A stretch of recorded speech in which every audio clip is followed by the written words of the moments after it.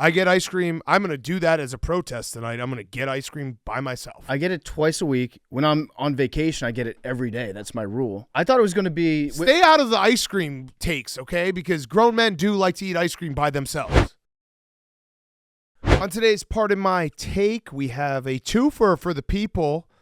We've got our good friend Paul Bissonnette. We know we promised him last week. He was an unhealthy scratch last week, but he's here to catch up with us this week. We also have Jay Bilas, who's a recurring guest. We talked to him about court storming college basketball. Got a touch contentious at one point, which is fun, but we found a common ground that we can all agree on. And we're going to talk a little Combine.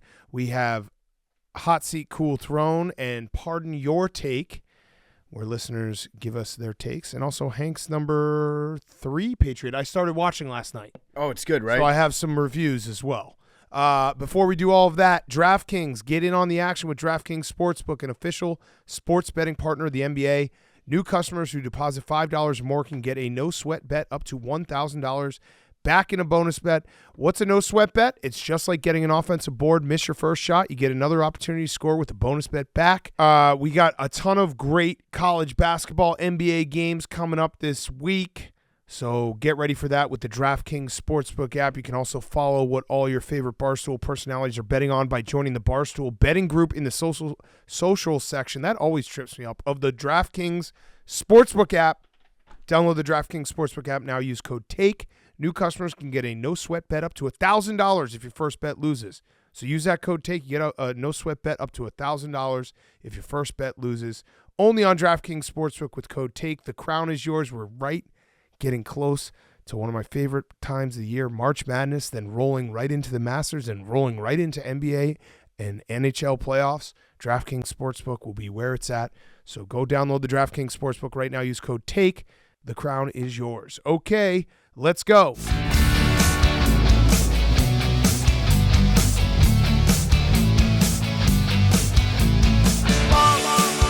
Hey, football guy. Patino. AWN.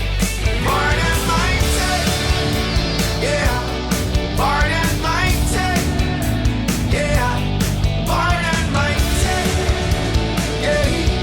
Pardon my take. Yeah. Pardon my take.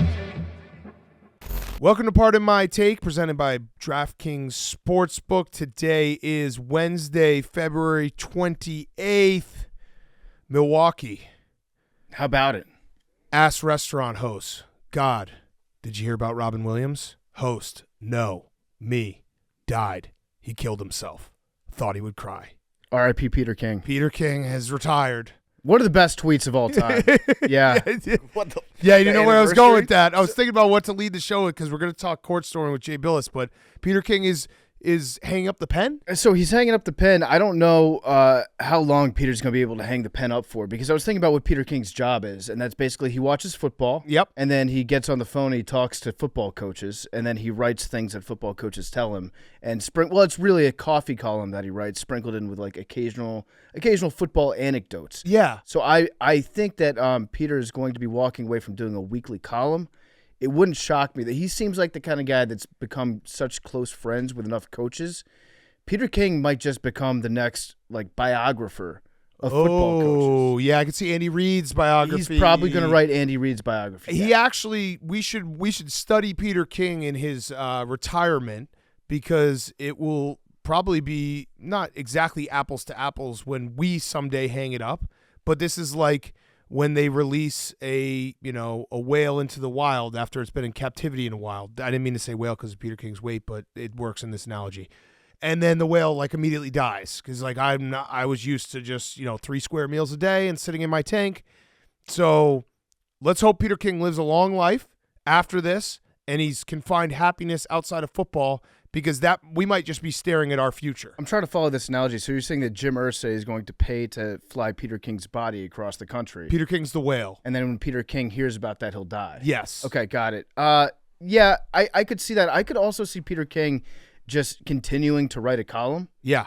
And not getting paid for it. And he's just like, I'm retired. I don't have to do this every week, and then he just does it every week. He anyway. just sends it out. So we've had our ups and downs of Peter King on this podcast. Well, he still owes me money for the In-N-Out burgers. For the In-N-Out plus burgers. interest, plus inflation. Peter King overall seems like a nice, weird old grandfather. Well, And he's helped a lot of people out in the business. He's personally helped me out throughout the years. I did a column making fun of his column for about 7 years. yeah. And he's been overall a nice guy. We had a little bit of a falling out a couple of years ago.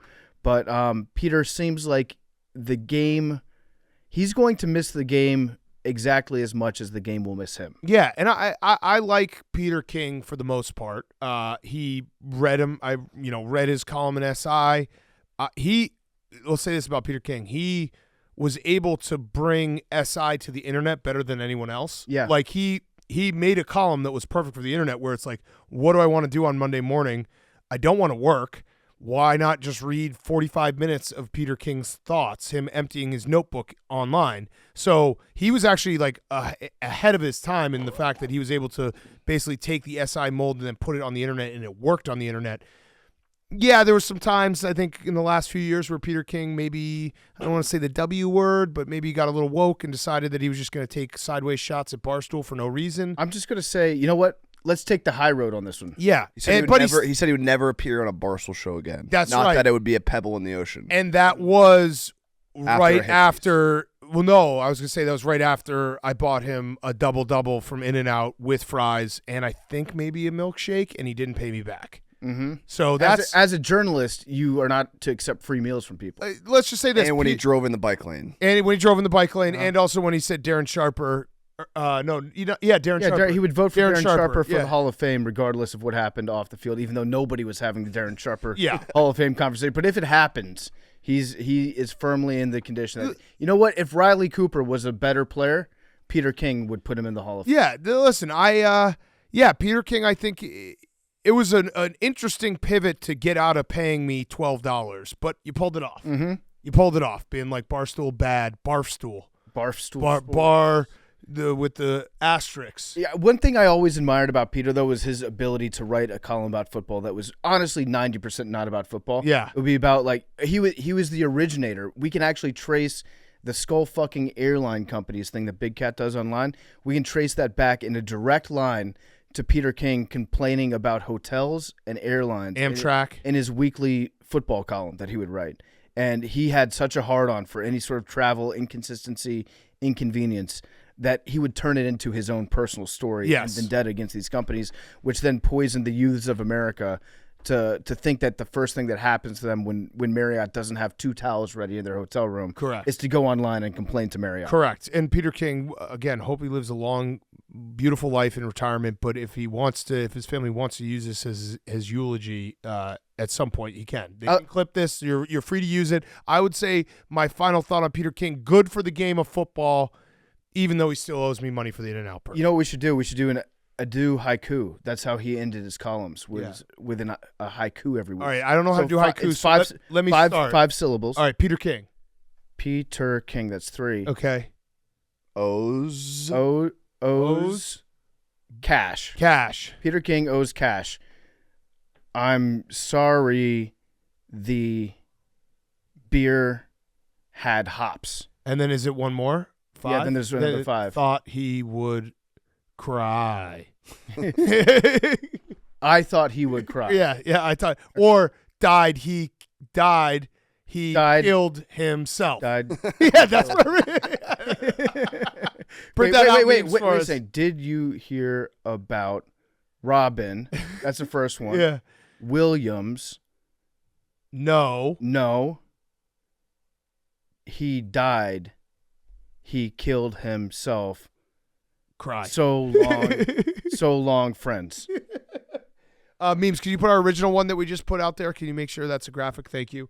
All right, so it is Combine season. We're going down to Indianapolis tomorrow.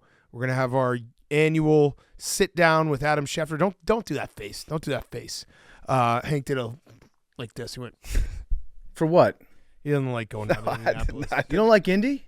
It's cocktail week. You got cocktails and cocktail sauce. You got all the horseradish you could ever. You know what? That's what it is. We're gonna do one night. One night in Indy. I think the shrimp cocktail is so spicy that Hank is afraid of the entire city. Is that actually the worst porn title ever? One Night in Indy. Yeah, I think it might be. One Night in Indy. I'm excited. Yeah, so we're going to have our annual Adam Schefter interview. Oh, he's shaking his head. I also heard we might have, I would say, I won't say she. I'll say he, she. Mm-hmm. I don't want to give it away. The number one reporter this year, as of late February, if they decided the Pulitzer right now, she would win it. or he. Or he, for her reporting on Max Two Sodas. I will not be Maybe attending the this Pulitzer. interview. Yeah, you will. Yeah. So actually, she's taking the mantle from Peter King about complaining about travel situations. Yeah, so it's going to be fun. We're going to go down to the Combine. We had a bunch of coaches talk today. Did we see anything? The Combine does feel like it's reached its final iteration of just like being everything sold out. I saw the No Bull warm-up zone that has it fully branded. It's Brady. Yeah, everyone. Some players were complaining. They're like, hey, we used to have to run in the hallways of hotels, and now it is No Bull. It is crazy to think that just like 30 years ago, Love No Bull. there would be nobody at all at the Combine. It Yeah. was like scouts. It was a time and an era when Well, it was like, necessary then, too. Yeah, it was that. So scouts, coaches, assistant coaches, they would look at this as being like a little midwinter break where we get to just get away from the family for a little bit and get hammered in Indy and go out and there's no reporters, nobody talking to us. It's our vacation that we take and we tell our families like, oh yeah, big work trip coming up. Now it's become like another spectacle that the NFL has, where I'm shocked that the NFL hasn't moved it from Indy yet. It seems like they've been talking about it. Like Goodell has floated a bunch of little trial balloons out there being like, well, we might move it to Vegas. We might move it somewhere else. It's not good as an entertainment event. It's not, though. Yeah, it's not. It's very, It's very not boring. a spectacle. They're just trying to make it one. No, it's You- not a spectacle. You go to the same restaurants, you sit at the same tables, you drink the same amount of beers, and you have the same conversations with the same people once a year, every year, which is fun. It can be fun, but it's not like fans go there and they're wowed by what they see. Yeah. Yeah. So what were some of the quotes? I saw Sean Payton. He might be online because he had a quote that said, I saw this humorous meme the other day where there's a Bronco fan with a shirt on and there's like 8 quarterback names with a cross through it, and he's drinking the quarterback Kool-Aid. Our job is to make sure that the next one doesn't have a line through it. So we already knew Russell Wilson was gone, but he basically was like, there's a line through Russell Wilson. Yeah. Ryan Poles got in front of the media and did not tip his hand other than saying, if we trade Justin Fields, we'll make sure that he's in a good spot, like a rehoming. We're going Yeah, to we'll send him make to sure- a nice farm upstate where he has plenty of room to run. Exactly. They won't ask him to use his arm that much. I saw that the Commanders are aggressively pursuing the number 1 pick. Oh. I also heard a rumor today. I don't know. I probably won't say this on the air. That we're considering a quarterback that might have some history in D.C., Kirk Cousins. which would be fantastic for the show. It would be fantastic. That's all I'm going to say. That's actually the end of that sentence. I wasn't going to say anything at all after that. That would be fantastic for the show. Also, shout out Brandon Beane. He had one of my favorite quotes today, which was just pure honesty. I just like whenever a guy just gives an honest take. He said about the Josh Allen pick, he said, if he doesn't work out, I'm not going to be here anyway, and if he does work out, nobody's going to give a shit. Yep. That's how every GM should act. Yes. Like seeing a guy throw in person. You've seen him. You can see him at his pro day. Yeah. You've got a lot of tape on him. I don't think that one night in Indy isn't going to make that much of a difference. One night in Indy. Where you go with this What quarterback. not my favorite jerk off. There was another report. I read this to you guys before we went on the air. Big Dom was interviewed Yes. by a reporter. I don't know if he wants me to name him, but he is a reputable reporter. Asked Big Dom about our interaction in Vegas when I saw Big Dom out on the town. Oh, this isn't public? It's not public. He sent it to me. He said you were just screaming his name. He was sweaty and drunk and I think high, but he was a cool dude. That's what Big Dom Nailed it. That's Big Dom's recap of the interaction. I got to say, Big Dom should be a reporter because those are facts. Also, we have followed up with Big Dom. Read that quote again, the end of it. Okay, let's see. He said regarding his interaction with PFT commenter, he was sweaty and drunk and I think high, but he was a cool dude. Okay, so it turns out that the interview that PFT secured in that moment is not legally binding. Maybe not. Well, no, I was under the influence. Unless Big Dom was on It's mushrooms. true. I think the only mushrooms he was under would come on a cheesesteak. He was smart enough to be like, yeah, I'll just say I'll go on, and then I'll never have to see this guy again. Probably. Actually, We still will try to get him, but we've made our first attempt, and it came back nothing. Well, so I saw Big Dom What are we later. doing for Mark Davis? Mark Davis, definitely. Because we got to act quick or else he's going to forget. I hope there's just one person in the Raiders facility who, like, every day just puts it on his to-do list, and he just passes right over it. It's like, do that interview with those two weird guys that tried to, like, stalk you. Just put it on the calendar. Yeah, put it on the calendar. We'll just show up. Mm-hmm. We will show up. We will go. That's a promise that we will go in person if Mark Davis agrees to an interview. We need what? You think 6 hours notice? Yeah, If that. if that. Got to secure a boarding place for Blake. Well, we got to get – also, Hank only flies first class now, Yeah, that's true. so we'd have to make sure there's first class tickets. And we got to stop by Taco Bell to get Max some stuff before he flies. Mm-hmm. But we're there. 6 hours. Yeah. There's Just plenty of 6 Taco hours. Bells on the Yeah, way. give us Max, you want to tell the story that you told me the other day about your Taco Bell adventure? Uh-oh. It's a very funny story. Oh yeah, this is. It's a good Max story. This week, Saturday was my girlfriend and I's 2-year anniversary. Nice. Congratulations, Yep, Max. Yep. Of dating. One night in Indy? I had a couple about beverages. last Saturday. Like you spent it by watching Villanova. That is correct. That is it correct. was. Oh, This it is was the this same, Saturday. This is the same night. Oh, okay. Well, again, we've told the story, but your first date with her was when Jay Wright stepped down, so she's expecting this. Yeah. So I got home. I FaceTimed her, and After the UConn-Villanova After the game. UConn-Villanova Oh, my game. God. Nothing like a nice romantic. Oh, my God. A romantic post Villanova Yep. FaceTime loss. Beat down. I ordered Taco Bell. Ended up For her? No. Well, I ended up ordering spirit? it to her apartment instead of mine. So you did. So Oh no. So we were while we were FaceTiming. I don't necessarily remember this conversation. I had a couple beverages. She was like, Couple means two. "Yep." She was like, "Yeah, you just played it off like you got me Taco Bell for our anniversary." And then, But that she would probably take offense to that because you probably got like 17 tacos. That's true. It was a grilled cheese burrito and a cheesy gordita crunch. Good order.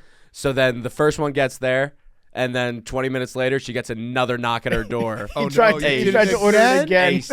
I tried to order it for myself after the first one went to Max. hers. So she got the same order twice. That's the You most. go for 3?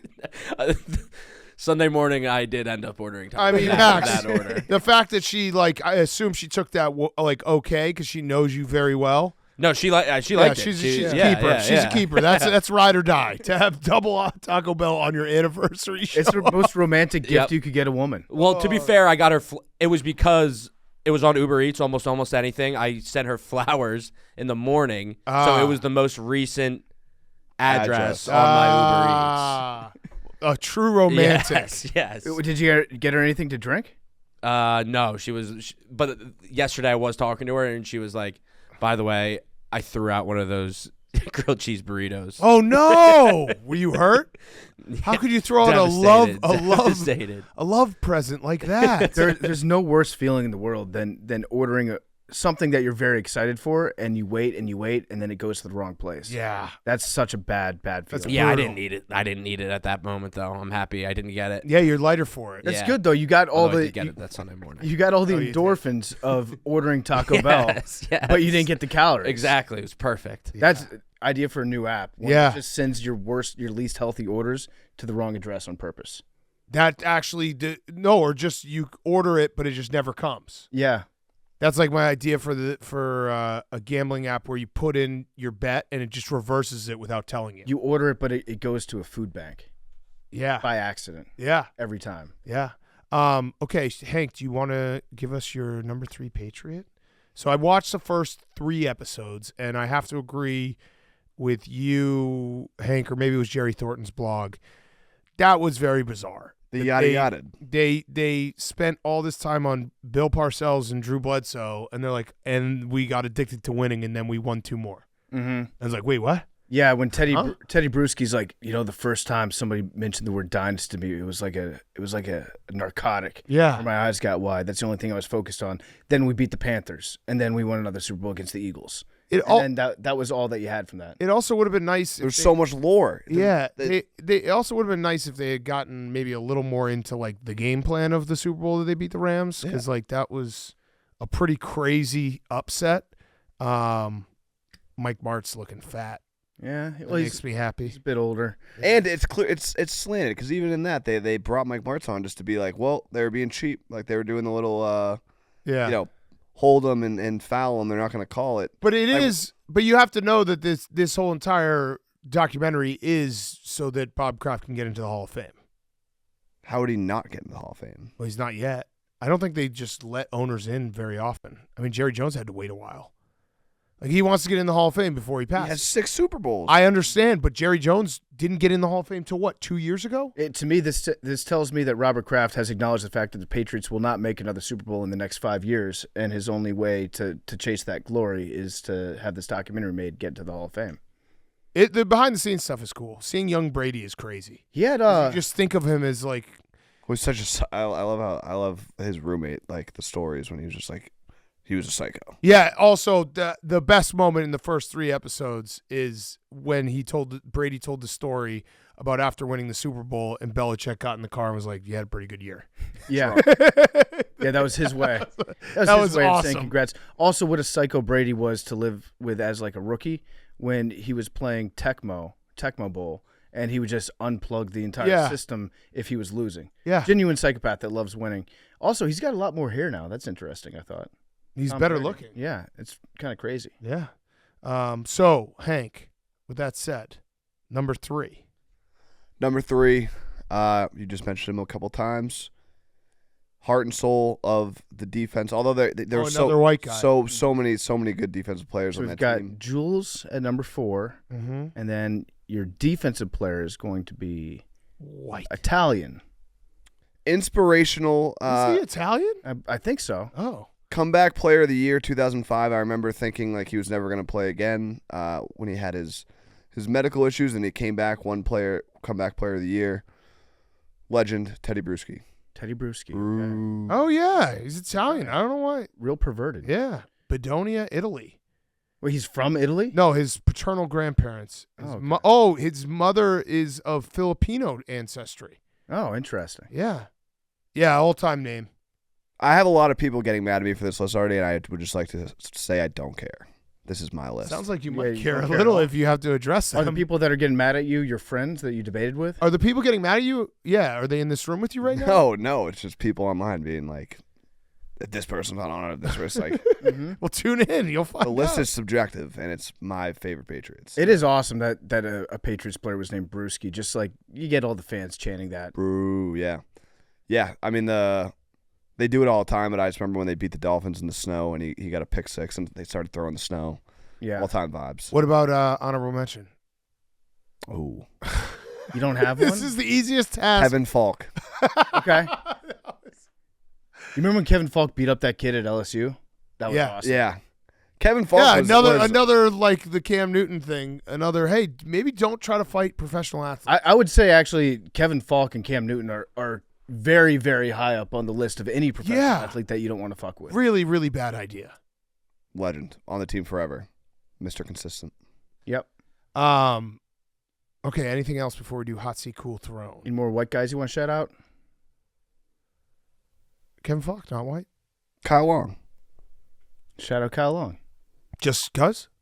He replied in a weird tweet when they posted the Chris Long quote. What'd he say? It was just like a GIF. I didn't understand it, but shout out to him. Oh, okay. Wish he was a Patriot. Made you think. Yeah. Yeah. He could have got you been. thinking. Could have been a Patriot. Okay, let's do Hot Seat Cool Throne. Then we got double interviews for the people. Hot Seat Cool Throne is brought to you by our friends at Coors Light. Hot Seat Cool Throne is presented by Coors Light. From day-to-day annoyances to the big stuff life throws your way, it's easy to get worked up. But there's a better way, a chiller way. Turn that canceled concert into a parking lot dance party. Too cold for an ocean swim? Play volleyball and light a bonfire instead. That's choosing chill. And when you choose chill, reach for a Coors Light. When the mountains turn blue, it's as cold as the Rockies. When you choose to rise above it all, choose chill, choose Coors Light. Get Coors Light delivered straight to your door with Instacart by going to CoorsLight.com/take. Celebrate responsibly. Coors Brewing Company, Golden, Colorado. Coors Light, the most delicious beer in the world. Hank, your hot seat, Cool Throne. My hot seat is the Masters Field. Uh-oh. Okay. Brooks' teammate on Smash, Taylor Gooch, was interviewed because he does not have any exemptions to majors because he hasn't won one, and he didn't get an invite to the Masters. So he was interviewed about it, and he said, "There's going to be an asterisk. It's just a reality." Oh. That Taylor Gooch was Taylor Gooch. We'll always remember it as the Masters that didn't have Taylor Gooch. the Yeah. Goochless Masters. Okay. Yeah. So that's Is he the only good player like that you would think of that's not going to be in it? There's a couple, but I mean, I think there's like 12 or 13 live guys. They had Joaquin Neiman got invited because the Masters can invite whoever Look they want. at you just dropping names. Joaquin. Real dimplehead. The Masters can invite whoever they want. Yeah. So They could invite you. Yeah, they could. I could play in the Masters. They should invite you. So that's where he kind of even has less of a hill to stand on because, and Less then of a hill to stand on. I like that. is that high ground? Yeah. Hill to die on. Okay, yeah. Soapbox to stand on. Less of a point to Yeah. stand on. I guess he'll I like stand on. That Yeah, works. yeah. I mean, I'm not a world-renowned smart person. You can Nope. wait till the Jay Bilas interview where he tries to just cut me up with words. I hate that. Yeah. I hate words. I felt like you. Is Charlie invited? No. He should Well, be. then asterisks. Yeah. I agree with Taylor Gooch. John Daly?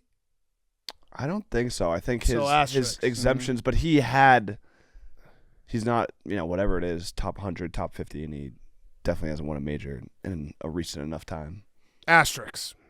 Sure. Yeah. Taylor Gooch. If Taylor Gooch was there, he would. That's a mass. Augusta's a par 67. It's just tough when people then they post his records in majors, and it's like, Didn't show. yeah. But it is kind of like that's the dream is to just like have that big of an excuse built in for why you're not there. It's like they're afraid of me. It would rock. But also 13 live players. It would rock if Max won the Masters this year. Yeah. I don't think he won the match. He didn't. Oh, he didn't win the match. Under the Who did he lights. play no. against? Rory. Rory, Lexi Thompson, and Rose Zhang. However, Max got Damn. closest to the pin on one of the par threes, which means $100,000 to charity. Good job, Max. Nice. Good guy, Max. Yep. We should get credit for that as well. Yeah. Just that 100,000 is coming from Max and us. Mm-hmm. Okay. We have donated $100,000 to charity. Yeah. Cool Throne. Cinema. Oh. Cinema's back. Oh. An American Saga. Kevin Costner apparently funded this movie himself. He couldn't, get backing for it, so he took the money, made the movie himself. I saw reports, months ago or almost longer ago that he was putting it out. It's going to be 4 movies, which seems excessive. That's homework. They put the trailer out. Are they coming out all at once, or are they coming out like No, year it's by year smart. by year? It's. I think it's end of June, end of August. Oh. the trailer. I'm kind of into that. So we can binge trailer it, kind of. Looks so good. I What's it watched the called? trailer. An American Saga. Kevin Costner. Horizon, maybe. I just watched the trailer. Hank had me look it up. It's it follows the theme of Kevin Costner's Oh, it's career recently, Horizon American Saga. where Sorry. Kevin Costner has just turned his entire life into making movies where he gets to ride horses, and so he's just lived like in Wyoming, Utah, Montana, and he just only does films that are based in those locations. But like Yellowstone, the dream. Yellowstone's got a little bit of like the drama and kind of like this looks like just a straight Western. Okay. Yes. I'm in. I like a good Western. Yeah, I mean I've watched the show like 6 times. Looks amazing. Whoa. Cinema's back, and apparently Dune 2 is good, but I don't know. What? I know. But for people at home, what is Dune? It is a science fiction movie. This is What is it about? it's a sequel of a remake. Was it a video game? I think they did make a video game at some point about it. Okay. That's one of those ones that I just have missed every single piece of it. So when I see Dune 2, I'm like, they're still doing it? I always thought that they're saying Doom 2, which I'm all in for. Doom was a video game. Doom was a great video game. Yeah. All right. That's where the confusion is. Doom, the BFG 9000. Okay. That makes sense. Dune is back. Again. I'll see it soon. How many are there? This is the second one. Oh. I think it's the last one. Oh, okay, good. Am I going to be lost if I watch Dune 2 and have not seen Dune the original or Dune the new one? You should watch the new one, I think. I'm sure everyone already remembers this, but Dune was the reason I blew my back out originally. Oh, that's right. Yeah, I remember that. Trying to I go don't. see This Dune. is the one. yeah. This is a movie with Baby Yoda, right? No. Yeah, Groku. But some say Roku. that Roku. Roku, the Baby Yoda. Will I be lost if I never watch any of the Dunes? no, I think it'll be fine. Okay. So I'm You gonna haven't even seen Star Wars, correct. so I think there's lots of walking in Dune. Oh, what? That's I'll just watch Frank Walks. By the way, watch Frank Walks today. Very special guest. Very special guest. Frank Walks. you guys. No. Better. Bleep it out. Ooh. Yeah. Yeah. Yeah. It's going to be an awesome walk. Next up, Well, bleep that out too, because that will give away the first one. Okay, good job. Hot seat, cool throne. Thanks. good job, Hank. Thanks. My hot seat is Wendy's customers. Yeah. Wendy's fast food customers. This is crazy. Wendy's is toying with the idea of surge pricing on their menu. Actually, they're not toying with it. They are going to implement surge pricing in an experiment to see if they can get away with charging people more money during heavy usage hours. So, in other words, Max would be. I kind of like this. lunch and dinner. Why would you like this? Okay, I have a question, because will it work both ways, or can it only go up? So if it goes down at weird times, that's cool. That's so. It should just be their normal menu prices, and then they dip in the Correct. off times. But no, they're going to raise the prices during heavy usage. In Madison, State Street Brats used to do stock market night, where if everyone's buying a Coors Light, the price goes up for a Coors Light. If no one's buying a Rumplemints, the price goes down. It was awesome. You just watch the big board, and you're like, oh shit, Rumpleman shots are 50 cents right now. Go up and buy it, and then it goes back up. But if that's what they're doing, I'm in, because then you can get some great deals. I think it's just about how many just people, going up. How Yeah, many yeah. people are going to be there? Yeah, then that's bullshit. They're not going to drop it down. This stinks. They're just going to charge more money.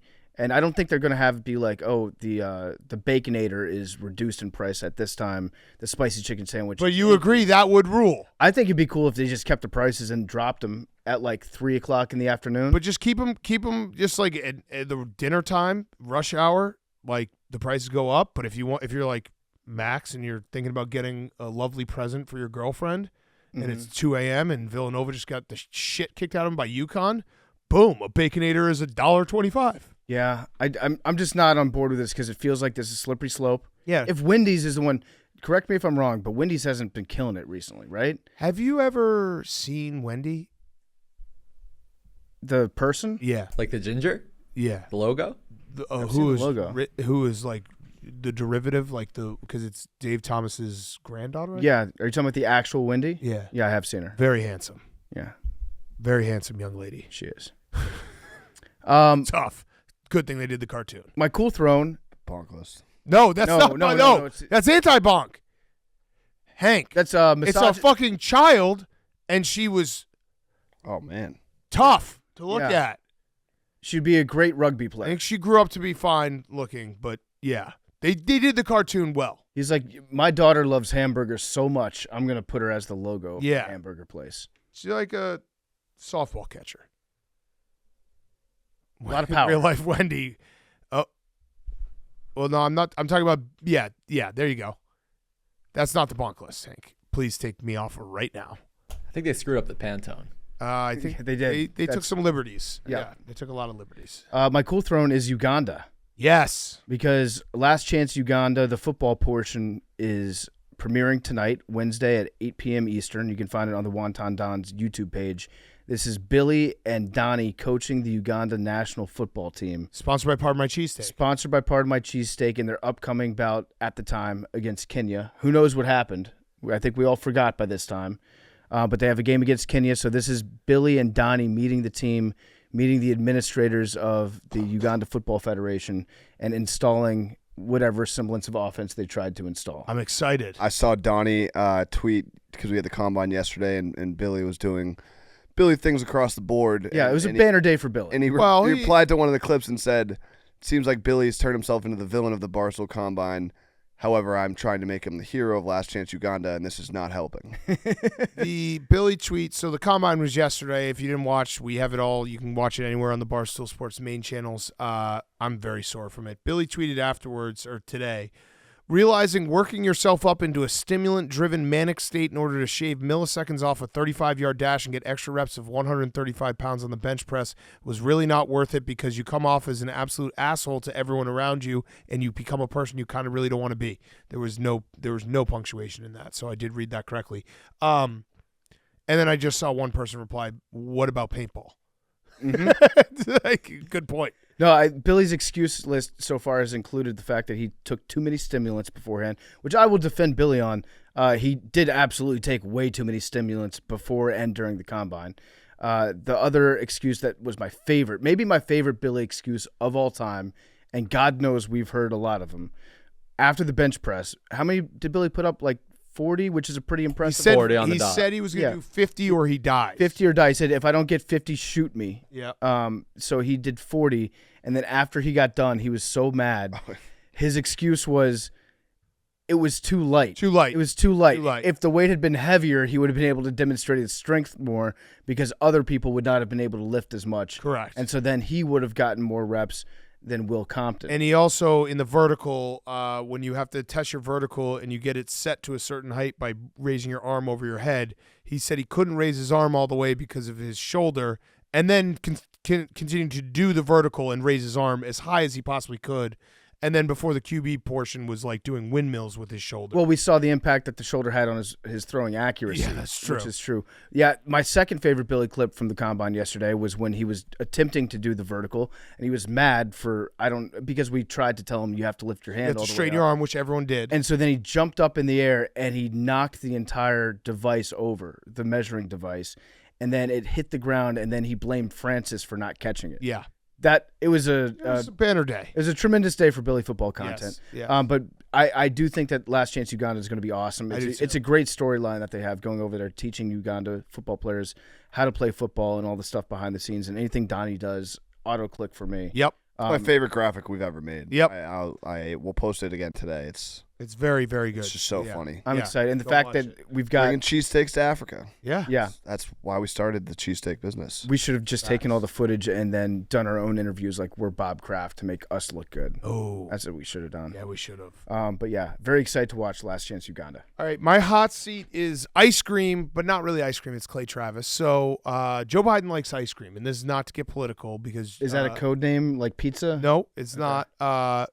I guess he was eating ice cream while talking about the Middle East, which, yeah, probably not like the appropriate time, but whatever. He's eating ice cream.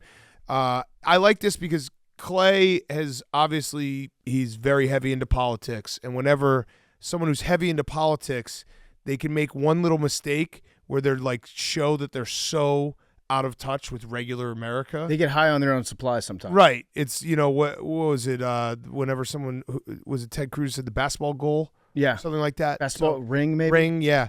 So Clay tweeted, Joe Biden eating ice cream while answering reporter questions about serious issues isn't charming. It's super weird. Do you know grown men who go get ice cream by themselves?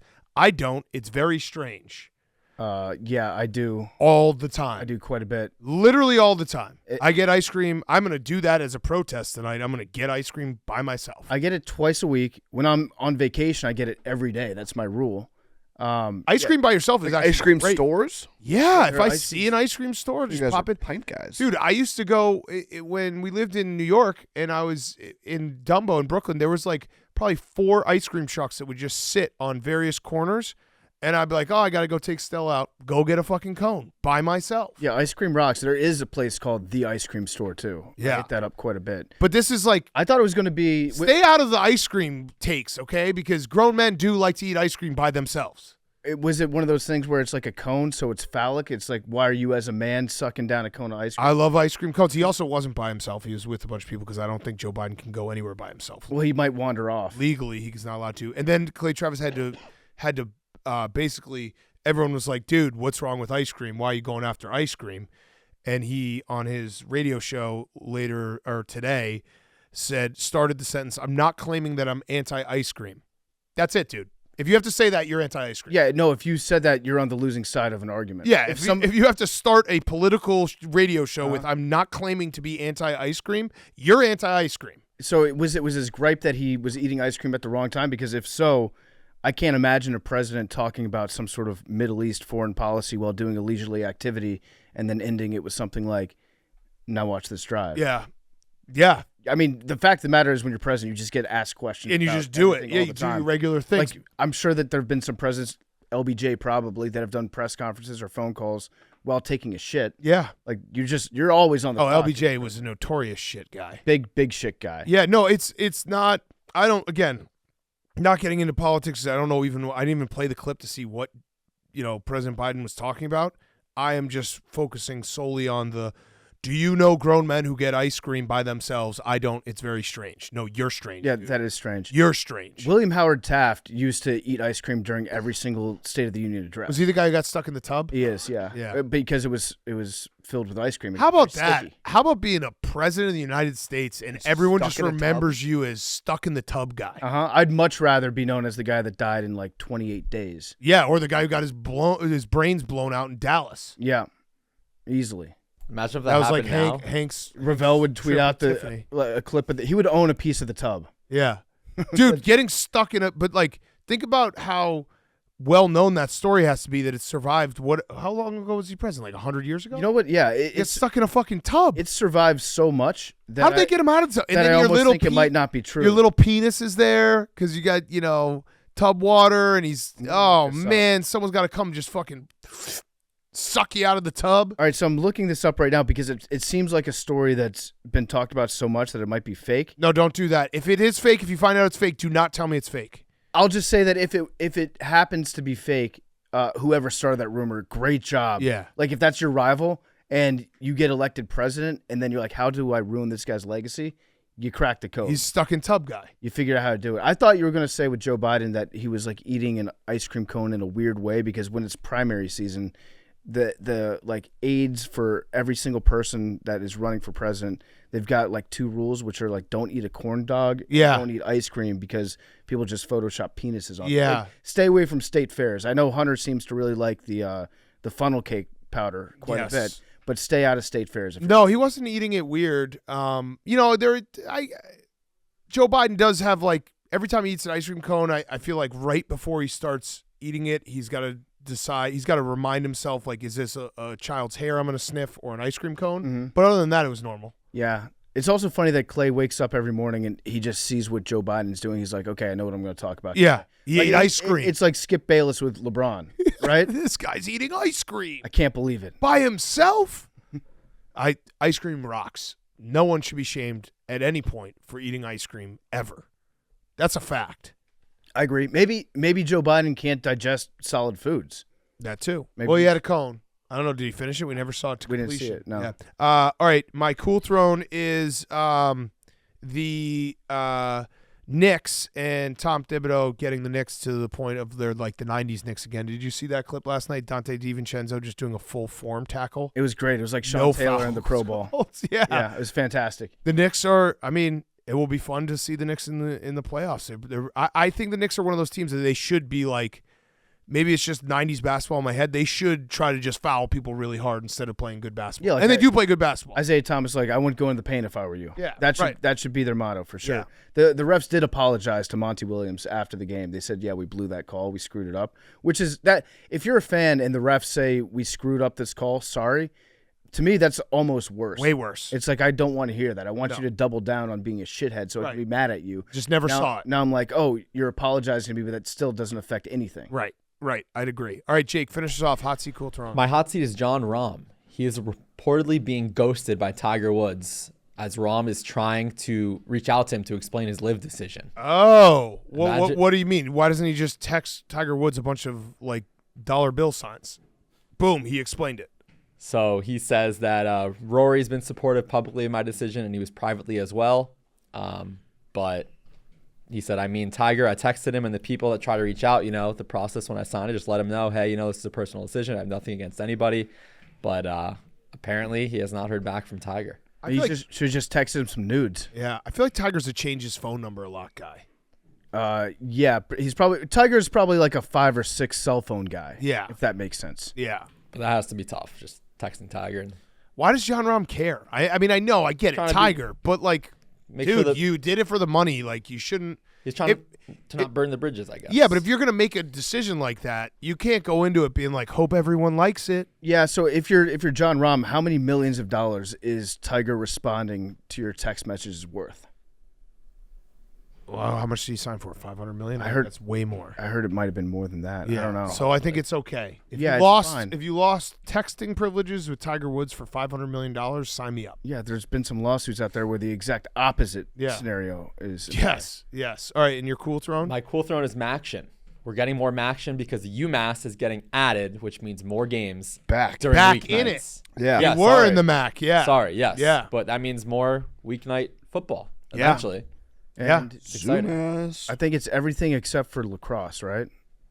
They're I saw staying- all sports. I heard it was men's and women's lacrosse staying behind, but that's good. Either way, big deal. If you got to pick a conference to go into, the Sun Belt and the MAC are the 2 ones you want to be in right now. MAC is the only conference that doesn't, like, they stay steady.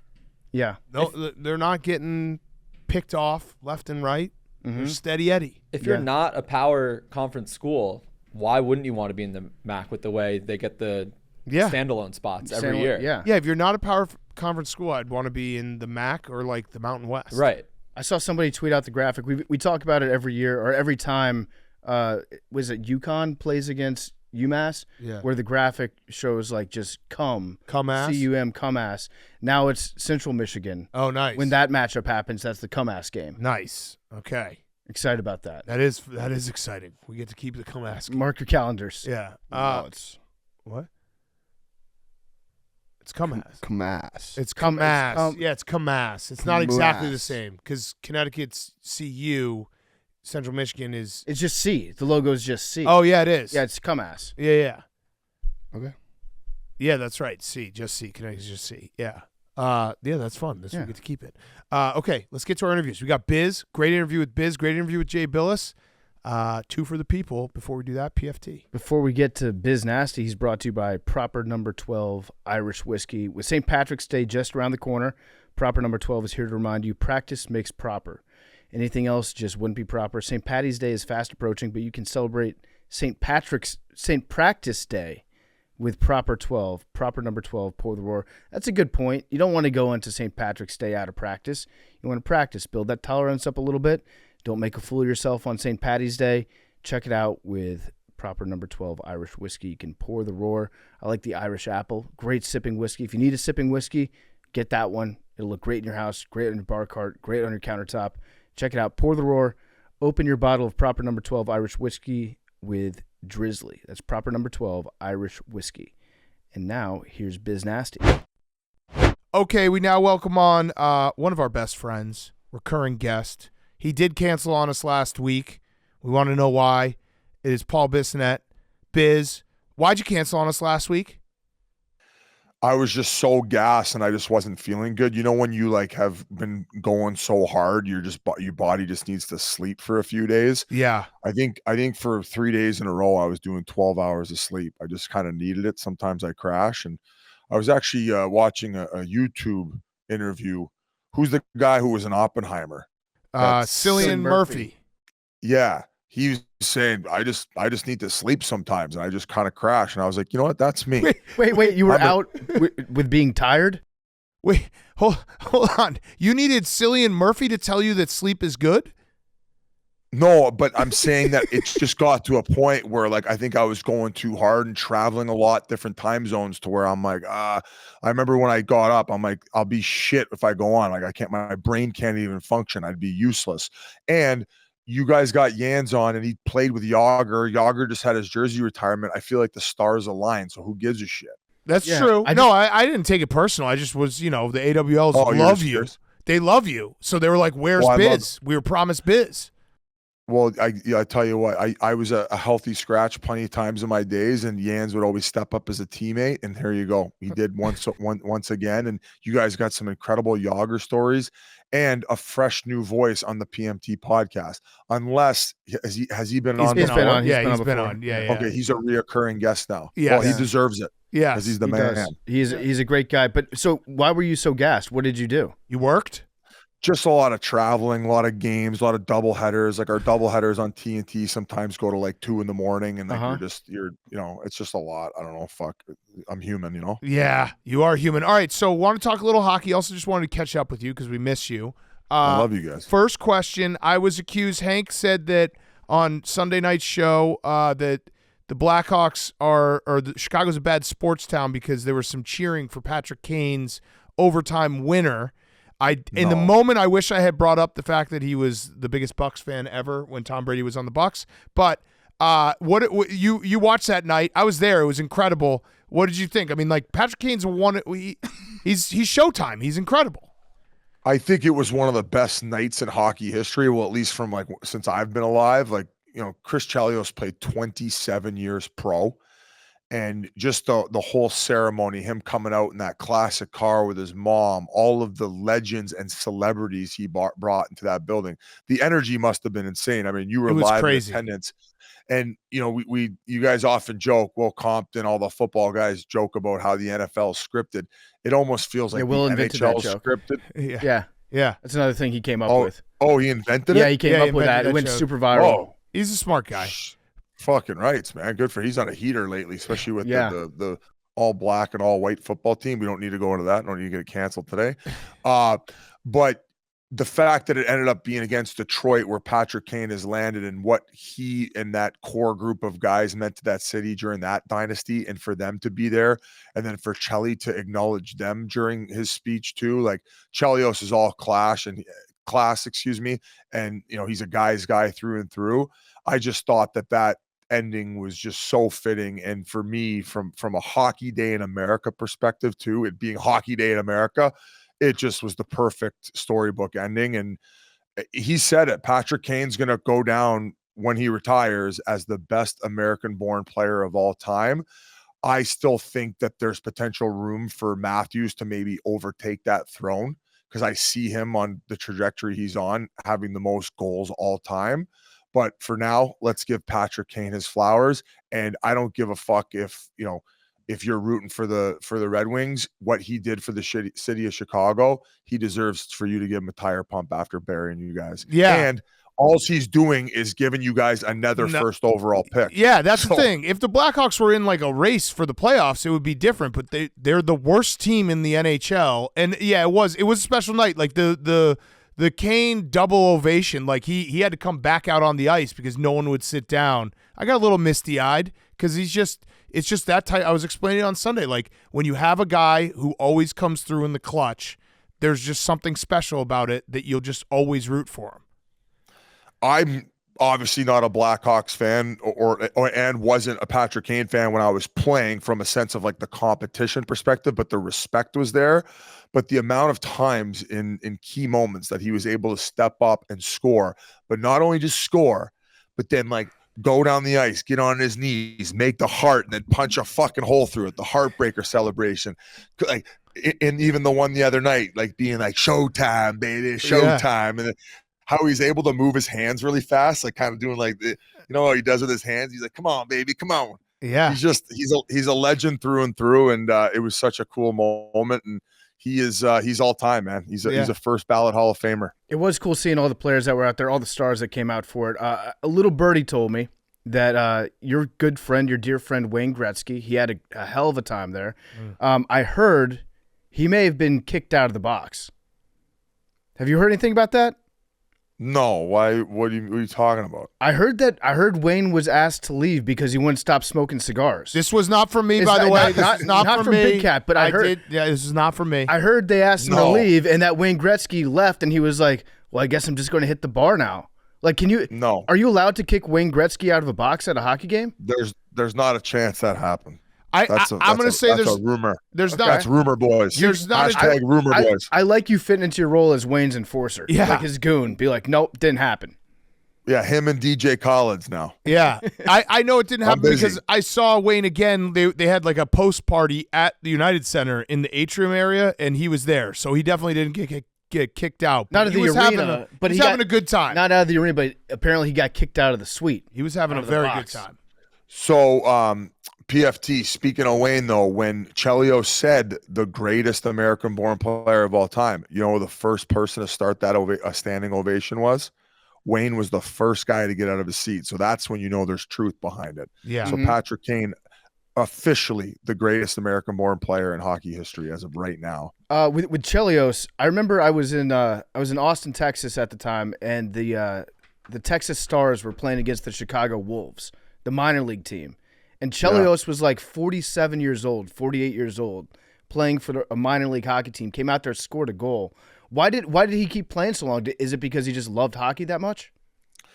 He kept in incredible shape. So Chelios, I don't know if Jans was talking about him in length, but just a guy who could go out and drink 24 pops, but then yet he'd be at the rink the next day at 5 a.m. riding the bike in the sauna.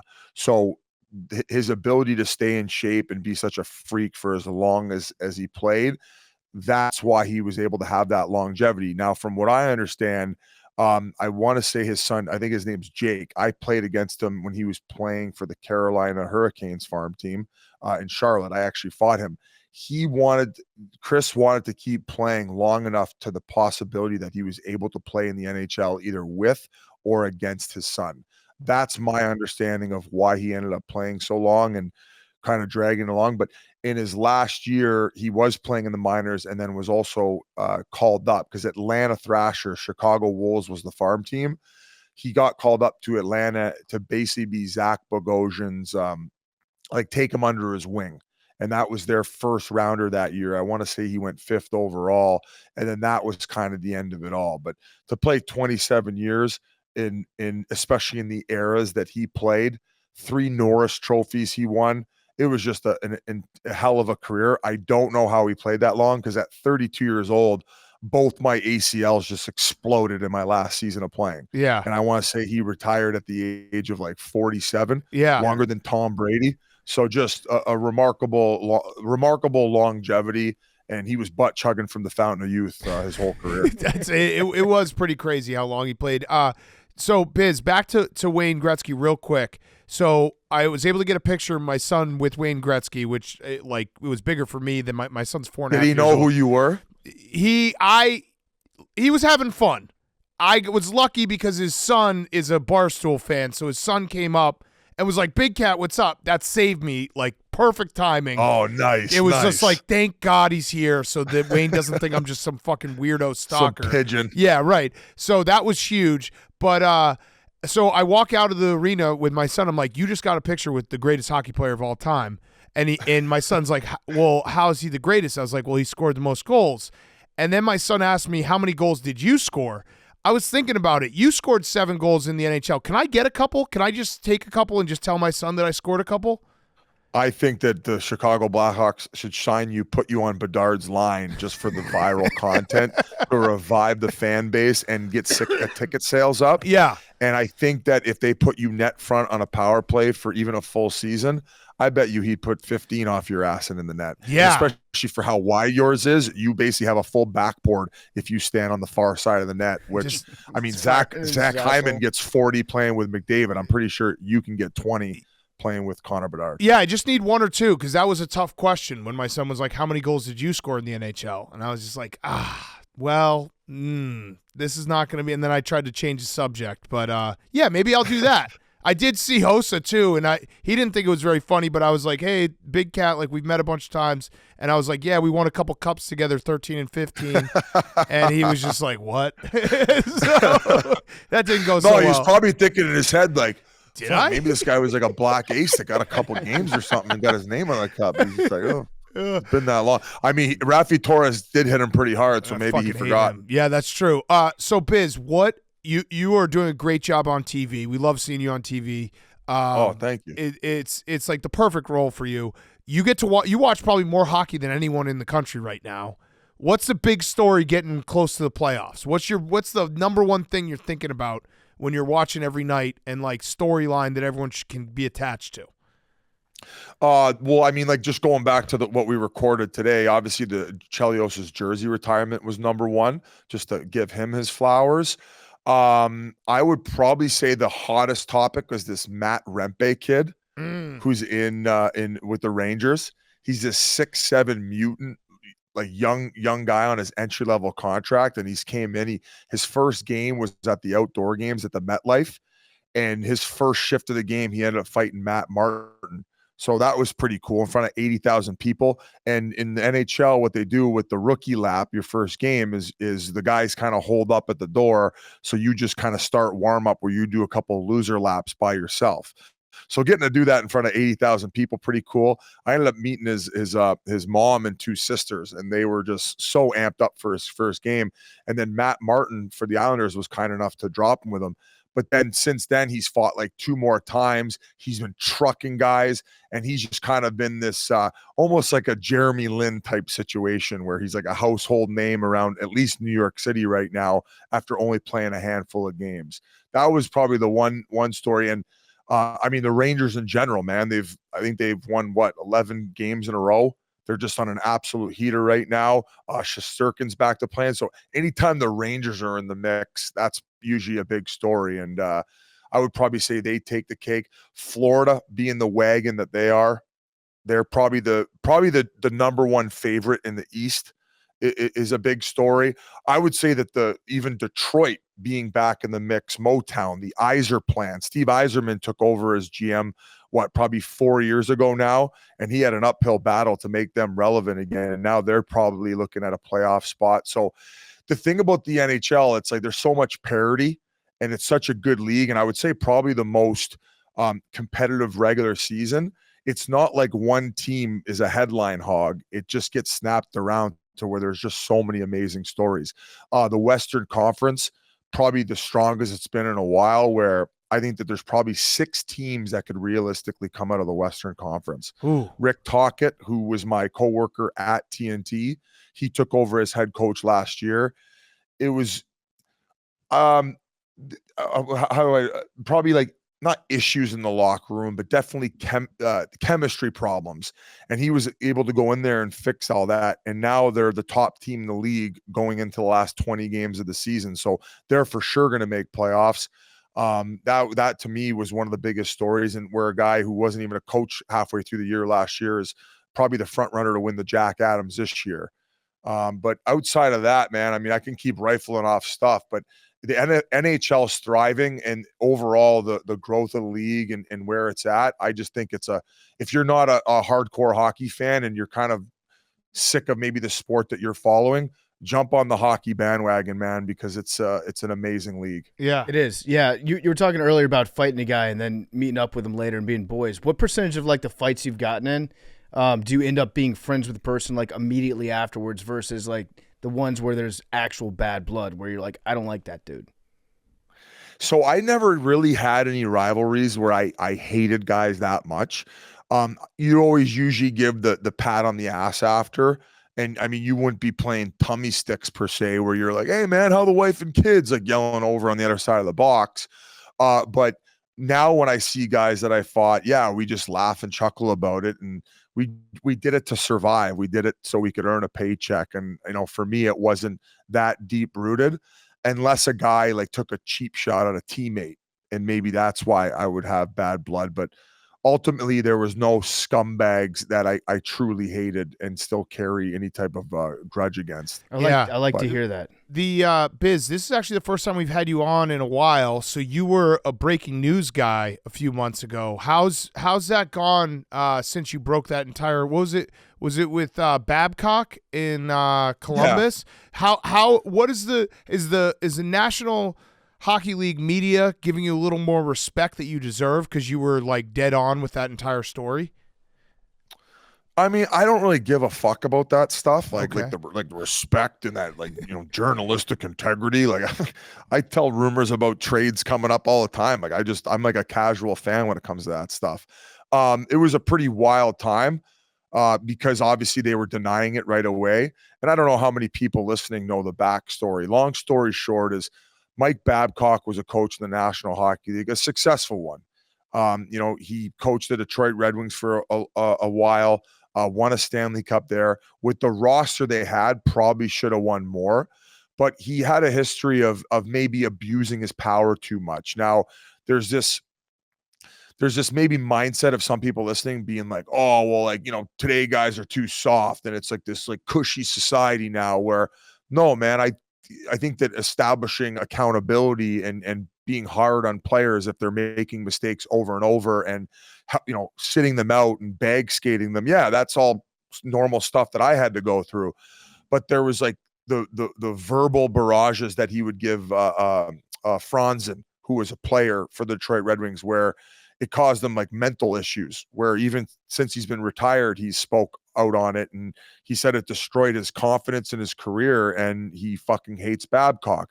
At the time he was in Detroit, probably at the time of era where it could be gotten away with. And given that Babcock had a good reputation from a coaching standpoint, coached Team Canada, won gold there, it wasn't something that was going to get him fired.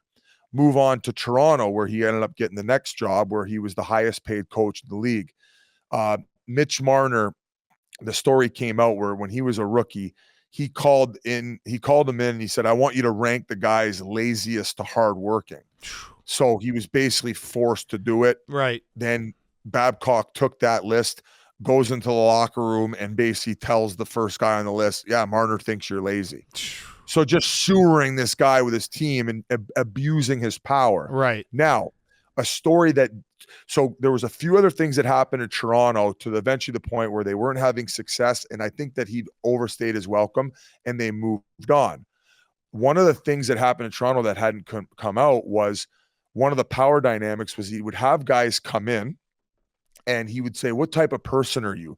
Give me your phone. Let me see your phone. And he would start looking through the players' photos on their phone. Like, that's just, I mean, any job you work in America, if you're a boss and you do that, you're done, right? Are you getting canned?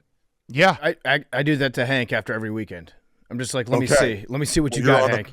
You're definitely on the clock. Yeah. So to the point where they had a designated guy on the Toronto Maple Leafs as a guy who would tell the new guys on the team, hey, when you get called in, don't bring your phone. Say you left it in the car. That's pretty fucking crazy. Yeah. So he ends up getting canned from Toronto for a lot of these issues. He has to go do some personal work in order to reestablish his reputation. And then he ends up getting a third chance in Columbus. Before he'd even coached a game, he's doing the same things with the cell phones. So a former player who he did this to in Toronto reached out to me. He goes, hey, man, he goes, this shit's still going on. You got to call it out on the podcast. So I remember calling Witt and telling him, I'm like, can you believe that this guy's still doing this and even did it to begin with? So on the podcast, we ended up recording. Witt reminded me I would have never have brought this up. And then so I made like I don't want to say light of it, but saying how if he would have called me in, I would have had a picture of my bin staring him right in the face. Like I would have took a picture of my hairy cornhole where the first few pictures would have been that and then maybe a double barrel like, fuck you, don't be looking at my pictures. And all of a sudden we end up posting the clip and it gets about 7 million views. This thing goes. So I didn't expect it to maybe get as much attention as it did, but it caught fire. And then all of a sudden it was a bull rush. The media went crazy with it and they denied it. And it was a pretty nerve-wracking situation breaking that news and having to go through that. But eventually the truth came out and apparently there was even more worse shit that he was doing. And then they said, hey, we're parting ways with him before you even started a game. So as far as my breaking stories and breaking news, I'm gonna probably take a hiatus for a few years after the emotional. Take a rest. You deserve a rest. But you guys are a players podcast, and that's what I appreciate when you like that was your message was like, hey, we're gonna stand up for the players. Like this is some bullshit that's going on.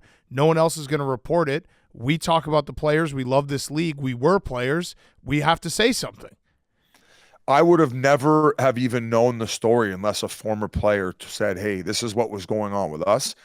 You need to use your platform to address it. And I said, aye, Captain. And like you said, yes, we're a players podcast and we try to give them as much voice as possible. How did you feel about the people out there that were like, not normally a fan of these guys, but I tend to agree with them on this? There was a lot of that going on. Like normally I hate Paul Bissonnette, but gotta admit he's right on the. You had to say first of all, like I don't usually like Spittin' Chiclets, but again they're right.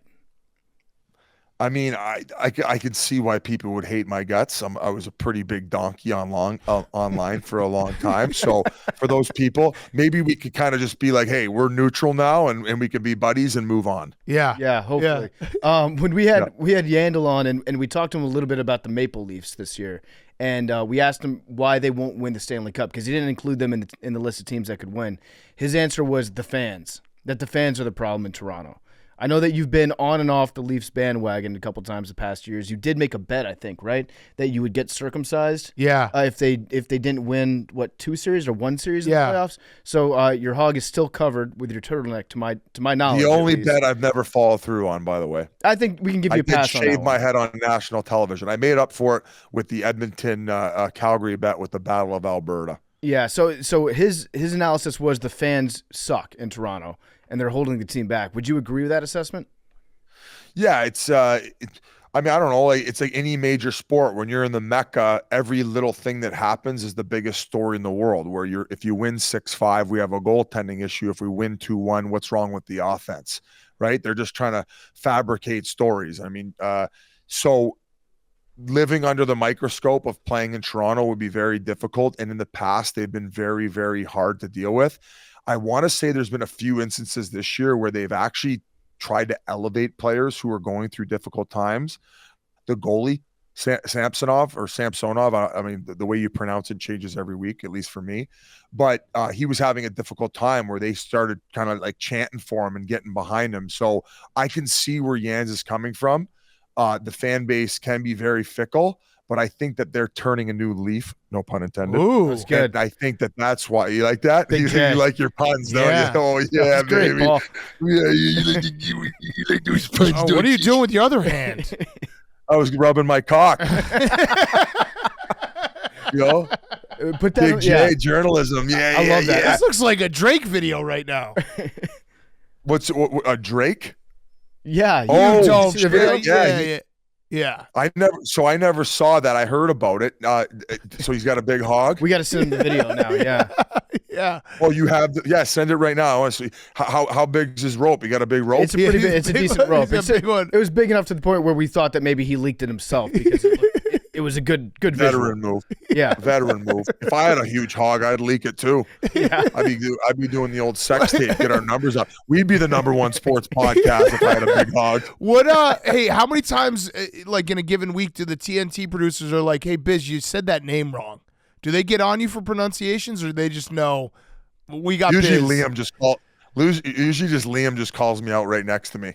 So that's the beauty of it. He holds me accountable for sure. Yeah. But I would say that I would have to agree with fans or Jans, but I don't think that that's going to be an issue this year. Ooh. Okay. Yeah, I'm feeling the mojo right now. No boys. way. Yeah, they're peaking at the perfect time. So they had Morgan Riley who cross-checked the guy in the face. I guess you could say a faux pas is when you have an empty netter in hockey that you don't, you just kind of just slide it in. Yeah. Well, there was a kid for the Ottawa Senators who Leaf Senators have a Battle of Ontario, and he had the full net to himself, and he just wound up and took a clap bomb.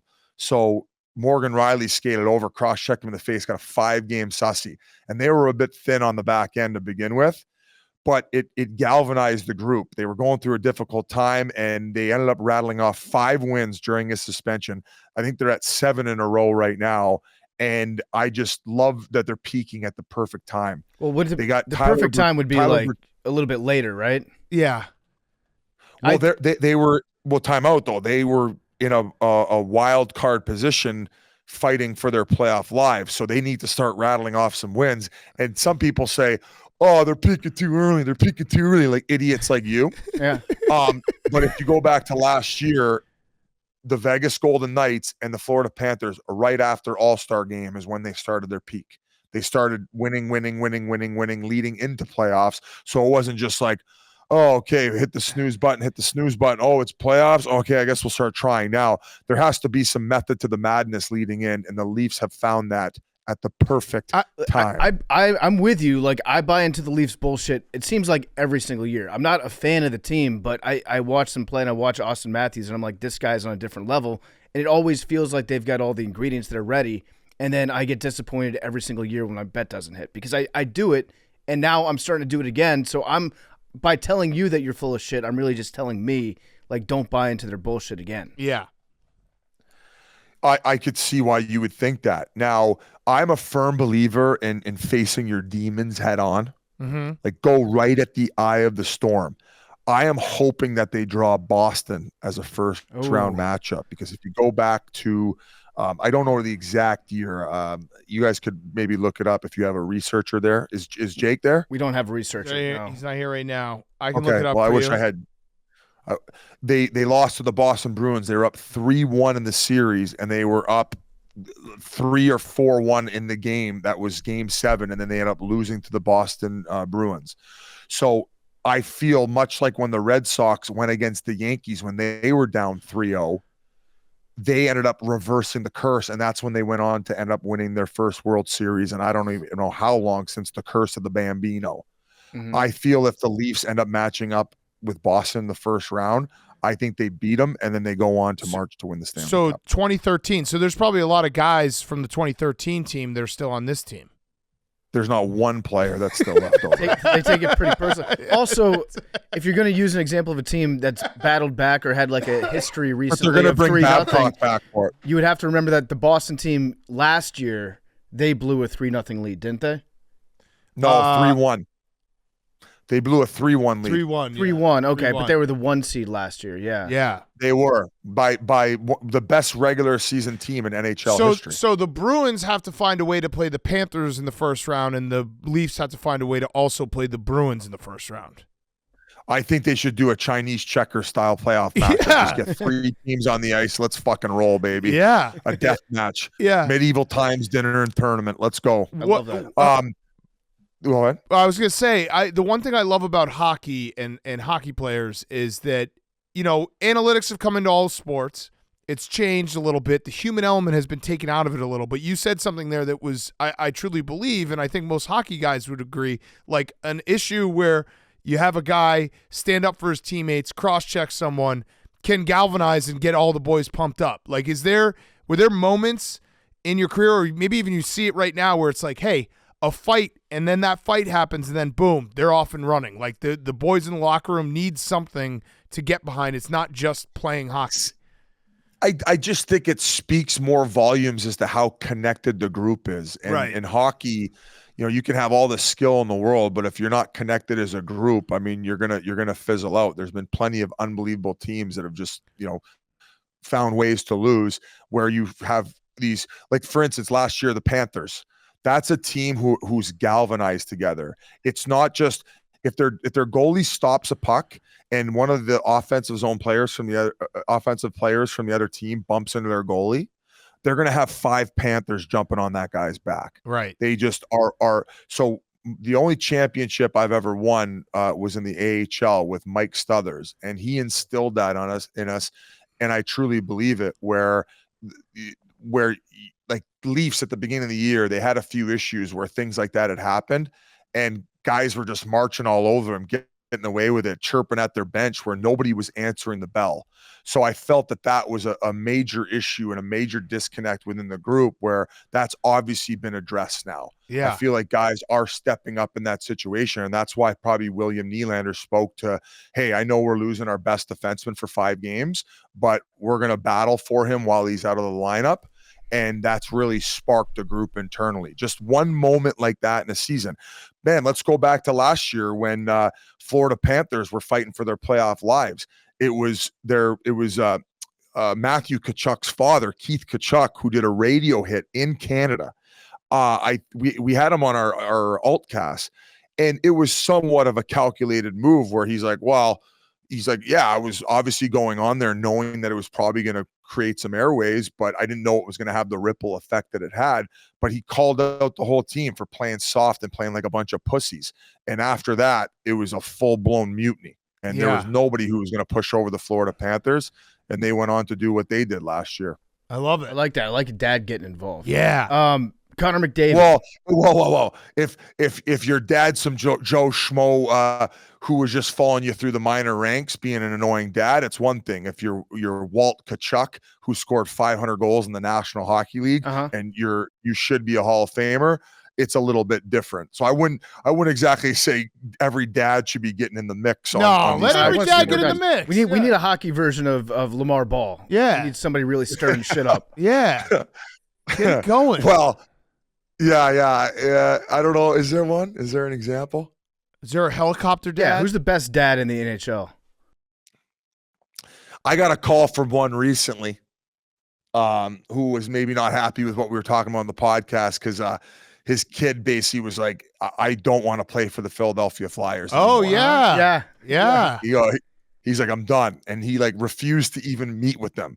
But it's a whole new regime. I can understand maybe why he's as frustrated with the old regime, but there's a full new awesome regime. Danny Briere is there, Keith Jones. Like the Flyers are trying to reestablish their culture there. And for whatever reason, this kid just was like, I ain't coming. And they traded him. And I got a phone call and he's basically saying that they were lying about the situation, where I'm like, I don't think Danny Briere and Keith Jones are lying about the fact that of all this stuff happening behind the scenes, but okay, LeVar Ball. I like your use of the word regime too. Yeah. It feels real regime? official. The new regime. Oh, yeah. Culture. What's the best regime in the NHL right now? Oh, okay. That's a great question. I would say a very cool regime, and one that I would want to be a part of would be the part of the Yzer plan in Detroit with Steve Yzerman. That sounds He's a cool. He's got a bunch of the old players from the Detroit days of when they won cups together as part of his development staff. Whether they're working hand in hand with players, whether they're part of the scouting staff. So being part of that group and that the brass, the round table, that would be a pretty cool regime to be a part of. Yeah. But Stevie is pretty intense. So if you were late for a Zoom call, he would ream you out. If any information of inside the regime gets out, you're done. Walk the plank. You probably would get beheaded at Little Caesars Arena in Detroit. But nonetheless, that would be a ride or die regime that I would love to be a part of. That sounds That's bad. great brass. What about the worst regime? I don't want to be too negative. One regime that needs work. It's in transition. Regime change. Can I get back to you on that at the end of the pod? Yeah. At the end of my interview? Marinate on that for a little bit. Okay, so I want to ask about McDavid real quick. Is he ever going to score a goal again? Is he, like, for the best athlete in the history of the world, going 10 games without a goal seems like a long time, right? I think sometimes he probably just gets bored of doing certain things. So he says, I'm just going to feed my teammates for the next month here. And in that stretch of time, he had a 6-assist game. So there's certain situations where he's like probably looking off scoring a goal. And he actually could have put an empty netter in the net going back about a week, maybe a week and a half ago against the Arizona Coyotes. But he had a teammate, Fogle, who had been struggling, who hadn't scored a goal in about 8 or 9 games. And instead of taking the empty netter to himself, he made a play over to Fogle so he could score the empty netter to gain his confidence back, in which he did. He ended up scoring the next game after that, and he's been hot ever since. So he is just the all-time teammate and a great ambassador for our game. And another guy who you could probably consider, if he continues on the trajectory he's on, it's hard to say he would pass Wayne, because Wayne's numbers are they're just untouchable because he just cracked the code at that time and the goalies weren't good enough. But he will probably end up second in all-time scoring. So and an absolute phenom who's lived up to every bit of expectation. But if he continues on this trajectory, he'd have 0 Stanley Cups. That is something that is weighed heavily on NHL guys, where it's like, oh yeah, but he didn't win a cup, and you could tell that it weighs on him. I think that you will see way more personality coming out of him when he gets the job done. It was the same thing with Sid. And that's not a knock. Like, he has personality, but these guys take it so seriously that they want to be able to deliver that and have that in order to think that their career was complete. Yeah. That is something. I think that you could say that about every sport, but I would say in hockey, from a media perspective, that is something that is held against you. Look at how long they were holding it against Ovi. Yeah. Yep. Yeah. That was the one. I mean, you know PFT more than anyone. That was the one. Oh yeah, but he's not a winner. Oh yeah, but he's not a winner. Yeah, right? raises The golf bags. The golf cartoon that Yeah. would come out every year that they'd lose. Yeah. And it didn't help that they would win the President's Cup all the time, and then they'd get bounced in the playoffs. It became a narrative that sucked. And yeah, I mean, if you're a hockey player, like we say, you don't.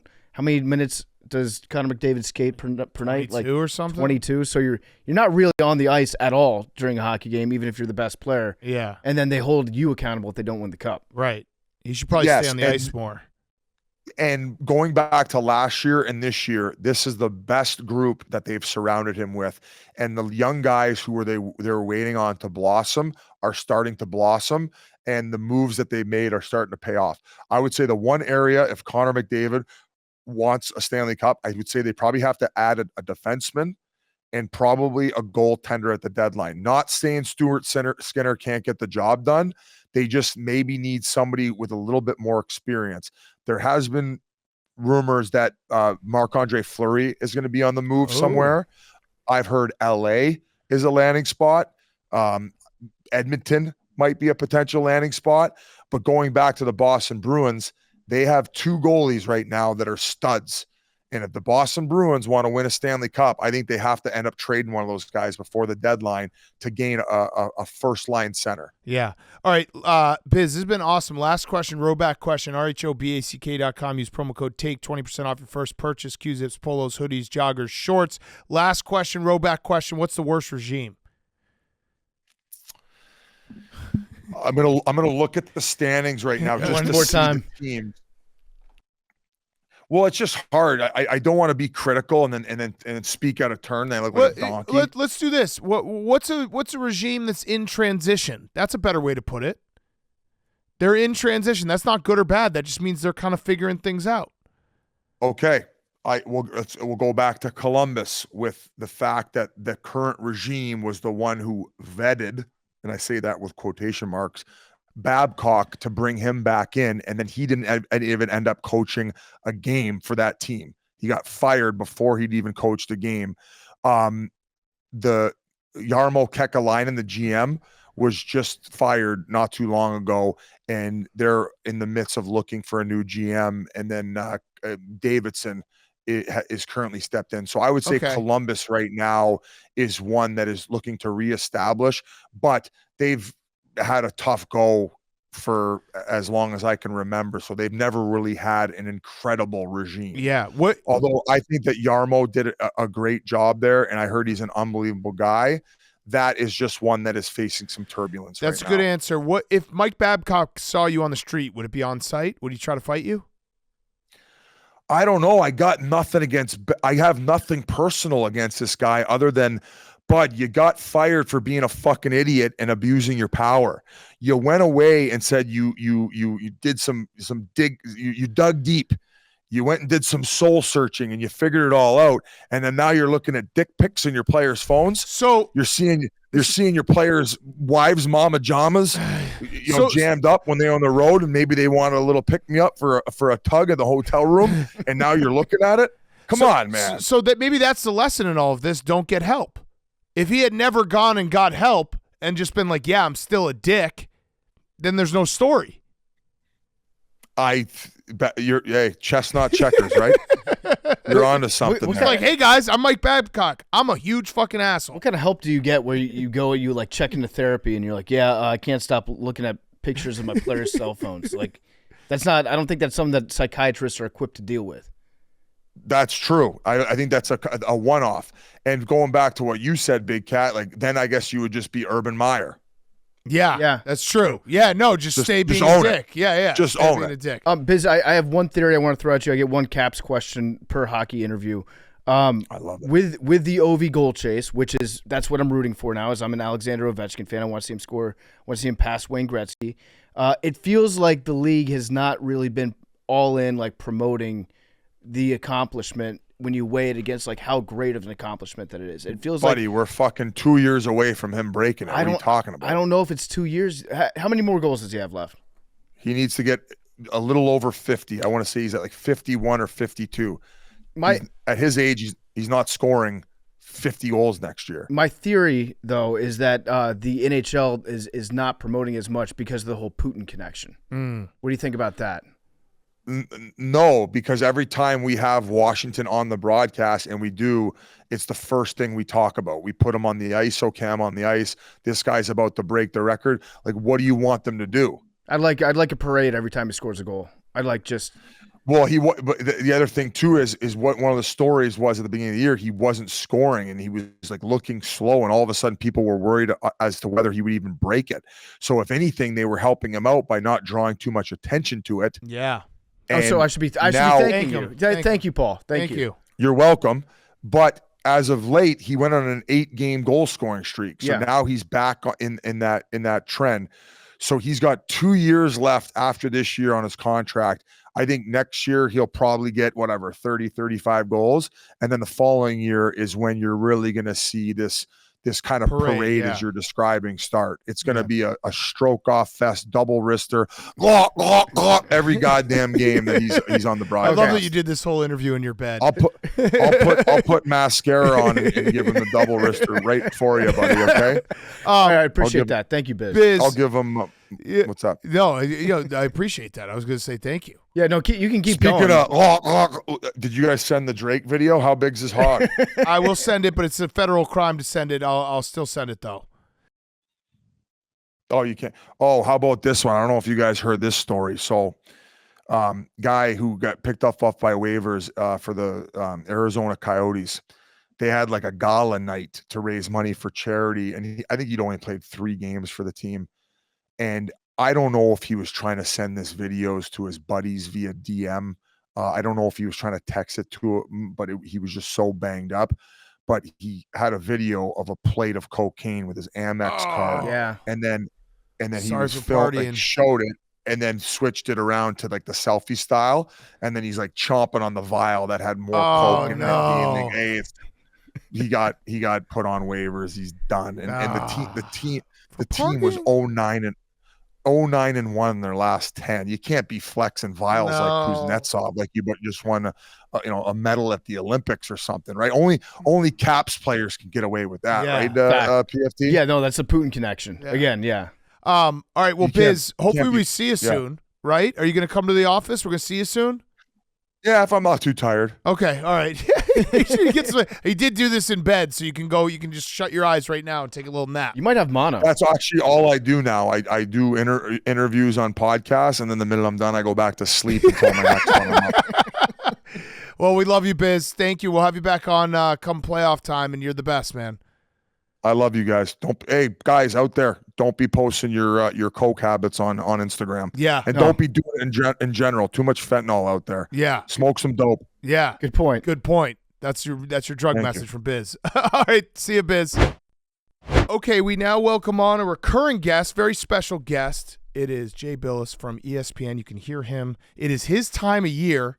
We're getting closer and closer to March, Conference Championship Week. College basketball is front and center.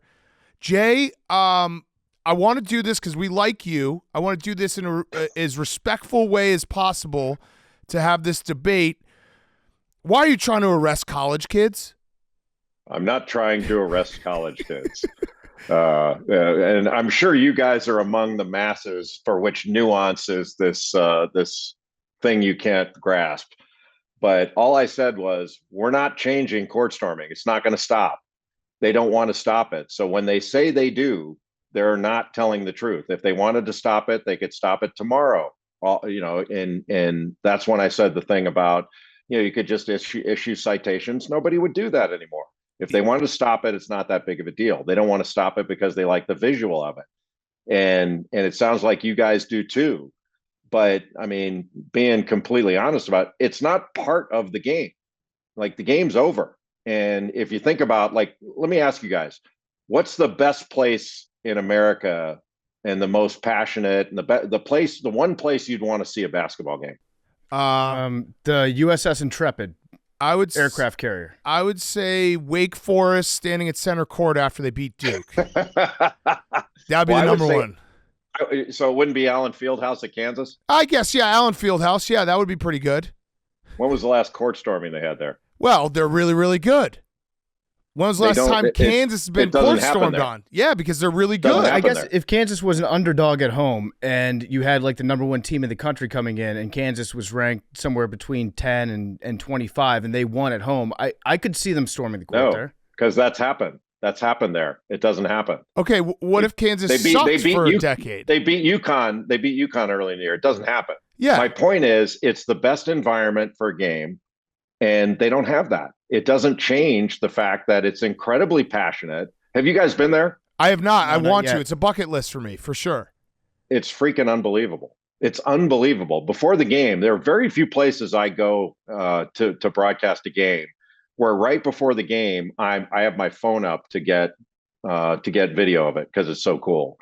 The court storming thing. Look, I'm not going to talk people out. If you love it, I'm not trying to talk you out of it. My perspective is fans don't belong on the court ever, and players don't belong in the stands ever. I don't think that's a controversial thing. If you guys want to do that, then do it. I'm not trying to talk you out of it. But don't tell me we can't stop it. Yeah, if we want to. It's interesting because every conference has such different rules when it comes to enforcing penalties about court storming. Like you've got some conferences. I think the SEC is the most hardcore, where they fine you like $100,000 for the first time you do it. And then there are some conferences where it's like, yeah, we just don't have rules about that. If there was like a uniform rule, that might help a little bit. But I think you're right. It wouldn't help at all. Wouldn't help at all because the SEC. They're happy to pay it. Did you guys see what happened in South Carolina early this year? South Carolina wins a game. I don't know who they beat. Maybe they beat Kentucky. I don't even remember. They stormed the court. One of the people storming the court was the president emeritus of the university. And he put out video. He put out that rocks. Yeah, that's cool though. That's rock. Social media. Can you admit that's go ahead? That's Look, kind of awesome. You can like it or not like it. All I'm saying is, don't tell me that they want to stop it. They don't. They said they were happy to pay the fine. Okay. They want the visual. They use it in recruiting. They love it. Great. You can love it. I'm not trying to talk anybody out of loving it. Love it all you want to. But like when they say, oh, the NBA doesn't have the same kind of passion. How old are you guys? You guys remember the 1980s when Larry Bird couldn't get off the floor after they beat the Lakers in the Garden? Like they stopped all that stuff because it's dangerous, man. Yeah. And it's dangerous now, and we've had significant injuries over the years to fans, some to players, and we've already had two instances this year with Caitlin Clark and Kyle Filipowski. It's something bad's going to happen, and when it does, we're going to have the audacity to be surprised at it. No, I will not. I will not be surprised. I won't be a hypocrite. We should say though, Caitlin Clark and Kyle Filipowski both did not get injured. Kyle Filipowski did not get injured. He's sore. He was an ankle. That's an injury. It was an ankle, then a knee, then it wasn't. No, it wasn't. John Shire misspoke. It was a knee. Okay. He misspoke at a press conference because he didn't have all the information. Well, he's playing on Tuesday. Neither did we. He's playing tonight. The only thing with the Kansas thing, like I think that's a little disingenuous because Kansas is Kansas and there's only one Kansas. Like there are certain blue bloods in the country. It's not disingenuous. It's not disingenuous. But there's certain blue bloods in the country. Disingenuous means lying. Okay, but there's certain so then tell me whatever word that you want to use there. I think that you're using a very specific example of Kansas to prove a wider point that doesn't really apply to anyone else. Kansas is Kansas. Like they are a blue blood. They have a storied tradition. Court storming, yeah, of course it hasn't happened at Kansas. It happens everywhere else. It's fun. It's college sports. It doesn't happen everywhere else. Okay. It does not. It doesn't happen where the blue else. bloods. You're right. It doesn't happen to the blue bloods. It happens in 90% of the stadiums in the country, and it is fun. You were just disingenuous there. You said it happens everywhere else. All right. It happens 90%. Is that's better? All right. And Kyle Filipowski did not get injured. It is part of college sports. It's college fans being passionate. It is unique to the sport. It's partly why I love the sport, that you have this idea of an underdog at home. I know Wake Forest was an underdog, but a team knocking off a ranked opponent and like this big, incredible celebration of the game.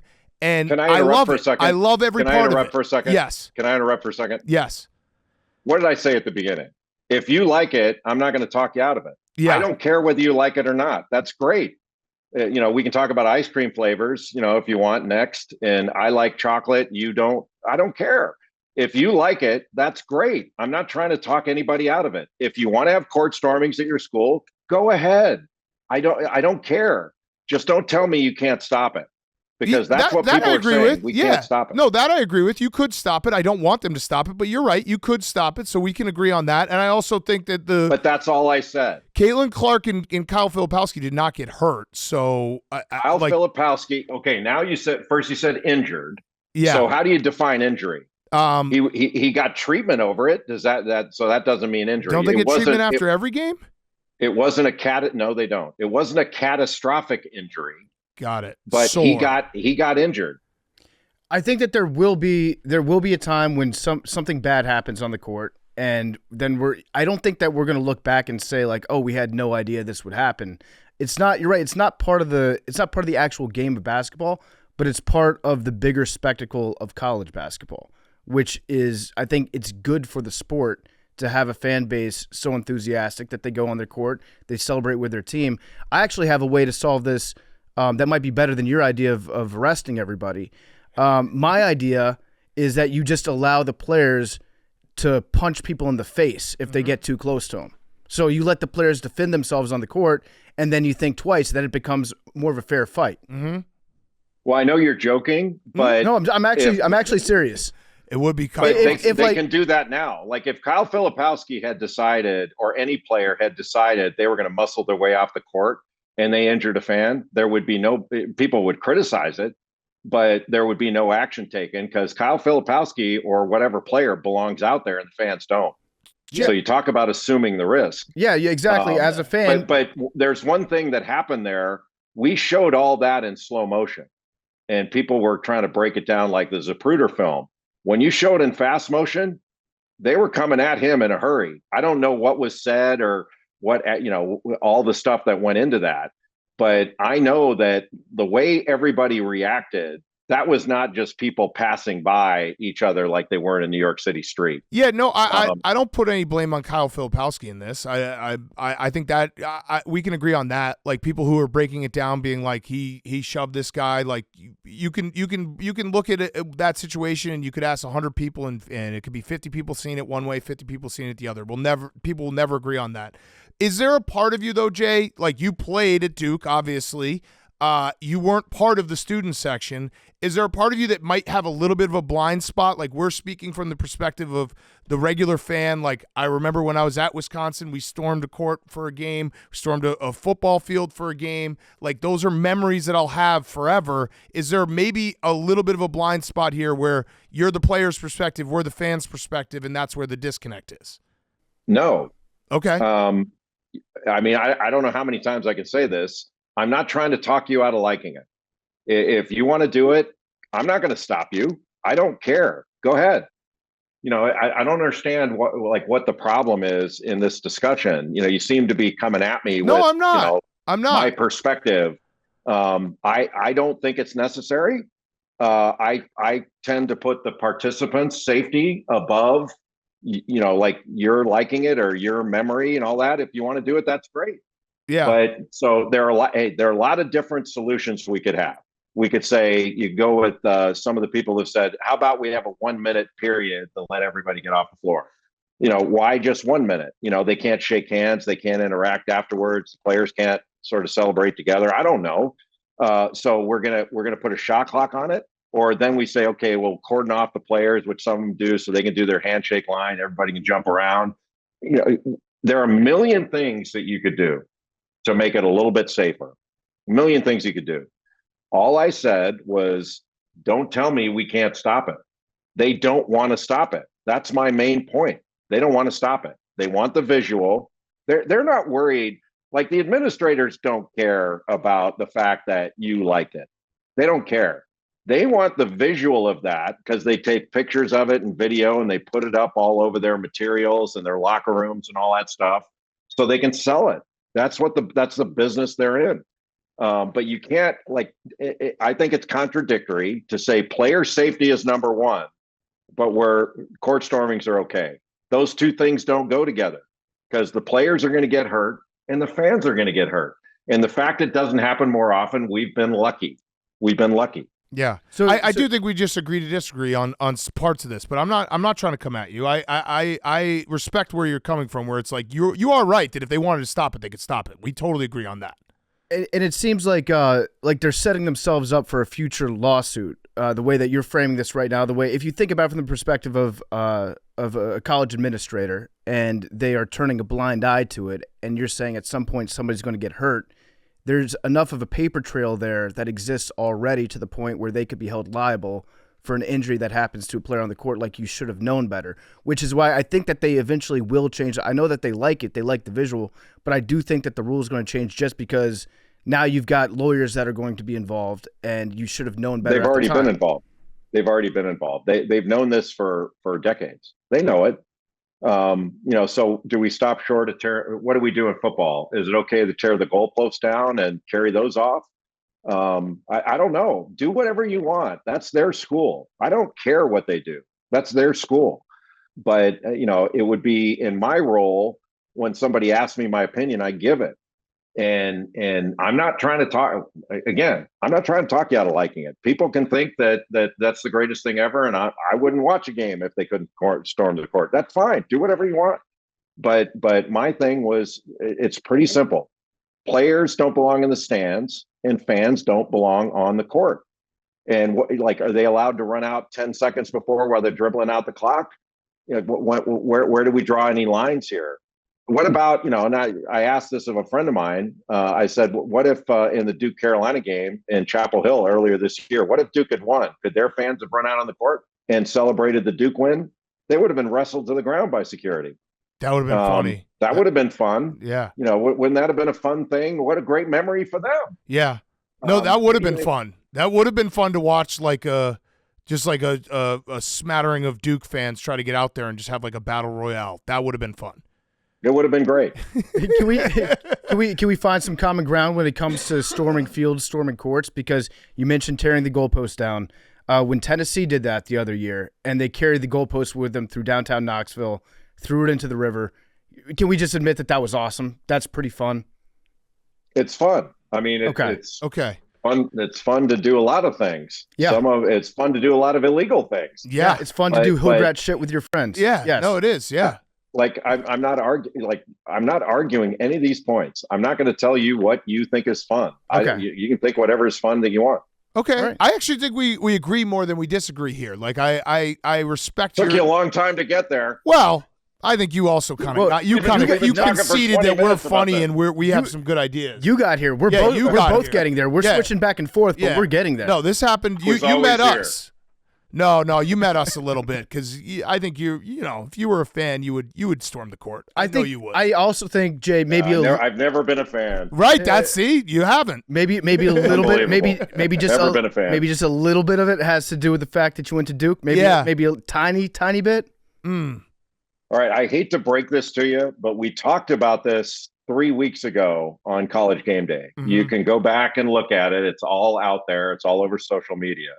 And I said the exact same things I told you. Players don't belong in the stands. Fans don't belong on the court. Somebody's going to get hurt, and we're going to act surprised, and it's going to be an issue for a little while, and then we're never going to stop it. I said this 3 weeks ago. And then it just so happened 3 weeks later, I'm not an I told you so guy, but all of it came true. Well, except for the hurt part. Now he got hurt.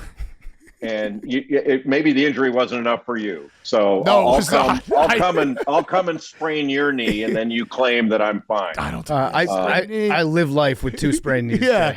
All right, so I've been healthy for years. So Jay, let's talk a little other college ball. We'll put this to bed. What you obviously you call the games, you watch the game, you're part of the game. Give me a team or two that you've seen. It always happens late February, early March that is starting to play their best ball, and maybe there's a national thought of we saw this team in Thanksgiving, we saw this team early in January. They aren't good, but if you're not watching out for them, they're starting to put it all together night in and night out. I think Illinois is starting to trend in that direction. I thought they were really good at the start of the year, and then Terrence Shannon Jr. Was charged with a felony in Kansas, and then through some legal maneuvering, got reinstated. They're starting to look like they could do some real damage there. They don't have a true point guard, which some people think is a big problem. I don't think it's a big problem. South Florida is another team that's trending a little bit like Florida Atlantic did last year, even though they're in a bigger conference this year than Florida Atlantic was last year. And actually, I think Florida Atlantic's probably a better team this year than they were last year. Yeah. They're in a different league, so their record isn't quite as good. They played a much more difficult schedule than they did last year, but they've got basically the same players, and not many teams have a 7-footer like Vlad Golden that he can go toe-to-toe with anybody as long as he stays out of foul trouble. Their efficiency numbers are off the charts. Those are the ones that come to mind, but the real surprises, you can't call out in advance because they're surprises. Right. But there are some teams that I think have a better chance. I'll be interested to see, this year's been, we've had more sort of top 10 teams, which we go by the AP poll, which I'm not sure is a very good measure, frankly, but that have been beaten by unranked teams this year. And I think we're getting toward the record, but it seems like there have been more than normal. And so we're saying a lot of, man, the tournament's going to be wild. And anytime we say the tournament's going to be wild, it isn't wild. Yeah. And anytime we think we got it knocked, then it's crazy. So we'll see what happens. But the tournament is a different animal than the regular season. And people tend to forget this, but when the thing's bracketed, and you've got your path, your first 2 weekends in your region. One of the things to remember is 75% of the best teams in the country aren't in your region. Right. And last year, Florida Atlantic should have been out in the first round. They were one egregious Memphis turnover at the end of the game from being out in the first round. And then they move on to the second round, and Purdue inexplicably got beat by Fairleigh Dickinson. So that's a pretty good first weekend, to survive Memphis and then have to play a 16 seed in the second round. So things happen in the tournament that are unusual. And you get a benefit by kind of what happens in your bracket. Yeah. Jay, I want to give you credit for something and not come at you at all for this. In fact, we've kind of agreed with you over the last several years. You've been fighting the good fight about players getting paid, about the NCAA artificially deflating players' value and worth, and all the stuff that they've been up to for the last, feels like 40, 50 years. So you were ahead of the curve on that. You were the loudest, I think, in the media that's been speaking about it for the longest amount of time. Now we're in a place where it's kind of like no rules, and the NCAA still feels like they have a need to enforce rules that don't exist. If you were the commissioner of the NCAA, if you were in charge of everything, where would you go moving forward in terms of setting any rules up regarding NIL? Is it your place to do that as a collegiate sports organization, or what do you think that the future should look like with players and their ability to get paid and how it affects their college careers? Yeah, it's an interesting question. There wouldn't be any rules. I would have it operate just like normal business does. If there were no rules and the schools could just pay the athletes directly, the natural consequence of that, or probable consequences, they would sign the players to multi-year contracts. So you put a contract in front of a player. If you can sign him to scholarship papers and a national letter of intent, you can sign him to a contract. Yeah. Mm-hmm. Sign him to a contract, and say if I'm signing one of you, I put a contract in front of you, and I say, hey, here's a 4-year deal for $500,000 a year plus a scholarship. And you would say, I'm not sure I want to stay 4 years. I'll sign a 2-year deal, and then we'll decide what to do then. Or I'll give you an option for a third. You negotiate that out, and then I'll say, but I want a buyout in there. So if you leave, if you go to the NBA, or you decide you want to transfer to another school, you're going to owe me $500,000 a year. That's interesting. Buyout, just like, and it would be normal business. It's really not that difficult. And then another school could say, we'll pay you $550 a year. And then you have to determine, which offer do I want to take? If money is the deciding factor. Money is just a factor. Maybe a lower offer isn't going to stop you from going to Kansas or UConn or whatever. It's really not that difficult. And that way the transfer portal is not as big of an issue. It may not be an issue at all. But at least that way you have some roster certainty and cost certainty, and everybody knows what everybody else is worth. It's not that big of a deal. We do it with coaches, administrators. And it's amazing how the rest of American business can operate without guardrails and Congress and all these things. It's all nonsense. The NCAA just wants to be able to continue to violate federal antitrust law in doing their business, and they're not going to be able to do that anymore. It's an interesting take, and I could see a world where that works. Now, if that world does exist and you're giving players multi-year contracts, there would be an unintended consequence to that rule. You would get, 5-6 teams that are stacked, loaded with talent, the ones with the big budgets, and then it would just be a competition between those 5 or 6 teams every single year, it feels like. Now, that's not something that I don't think the law has no place. Like, our laws in America have no place telling a player what they're worth, what they're not worth, but that is something that the sport would have to reckon with, would be just an overload of talent at the top, and then, the also-rans wouldn't have as much of a chance. I differ with that viewpoint. I think most reasonable economists would tell you that's not how it's going to work. What being able to pay is going to do is spread talent around more. It is not going to concentrate talent. If that were true, all the best coaches would be on the same coaching staff. Yeah, they're not going to do that. Well, nobody's going to pay that way. It's just simple economics and simple business. Nobody's going to do that. You're not going to have the 3 best quarterbacks going to the same school. Then that's not going to happen. What will happen, and is more now, you may have individual decisions that vary a little bit, but generally what will happen is smaller schools with smaller budgets can afford to pay more than somebody else's third best player. Then they're willing to pay for that third best player. And so you can be the best player somewhere else and make more money than if you're the third best player somewhere at a bigger place and make less money. Did I say less money before? More money. You make more money as the best player at a smaller budget school than you can make as the third best player at a bigger budget school. They might not be willing to pay you as much.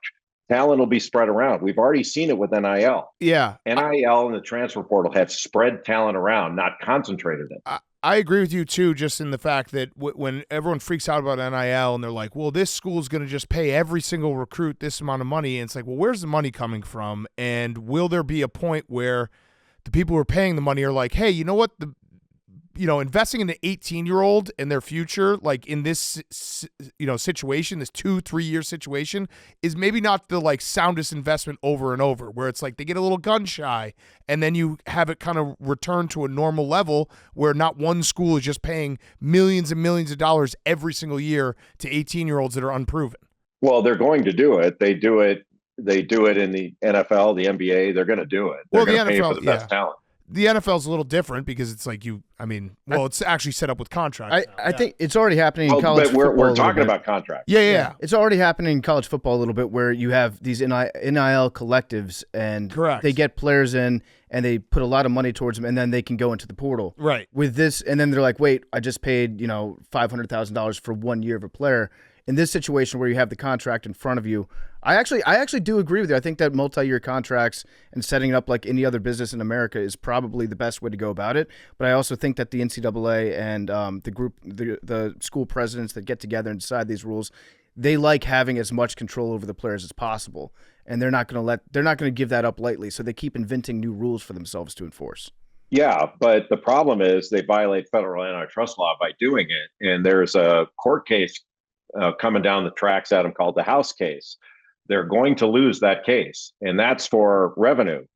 The players are suing for revenue. So the NCAA stands to lose about $4 to $5 billion in that case, and they're going to lose, and they know it. That's why they're begging Congress for an antitrust exemption and for federal law. They're going to lose, and when they do lose, who's going to pay it? How are they going to get the where's the money going to come from? They're going to take it from the member institutions, and there's still inertia and there's still a lack of movement toward, one, they should go to Jeffrey Kessler, who's litigating that case on behalf of the players. They should go and try to settle that case and work out a framework with Kessler that everybody can live with. But if this keeps going the way it is, the NCAA is they could cease to exist at some point. What about who's going to pay it? Court storming fines.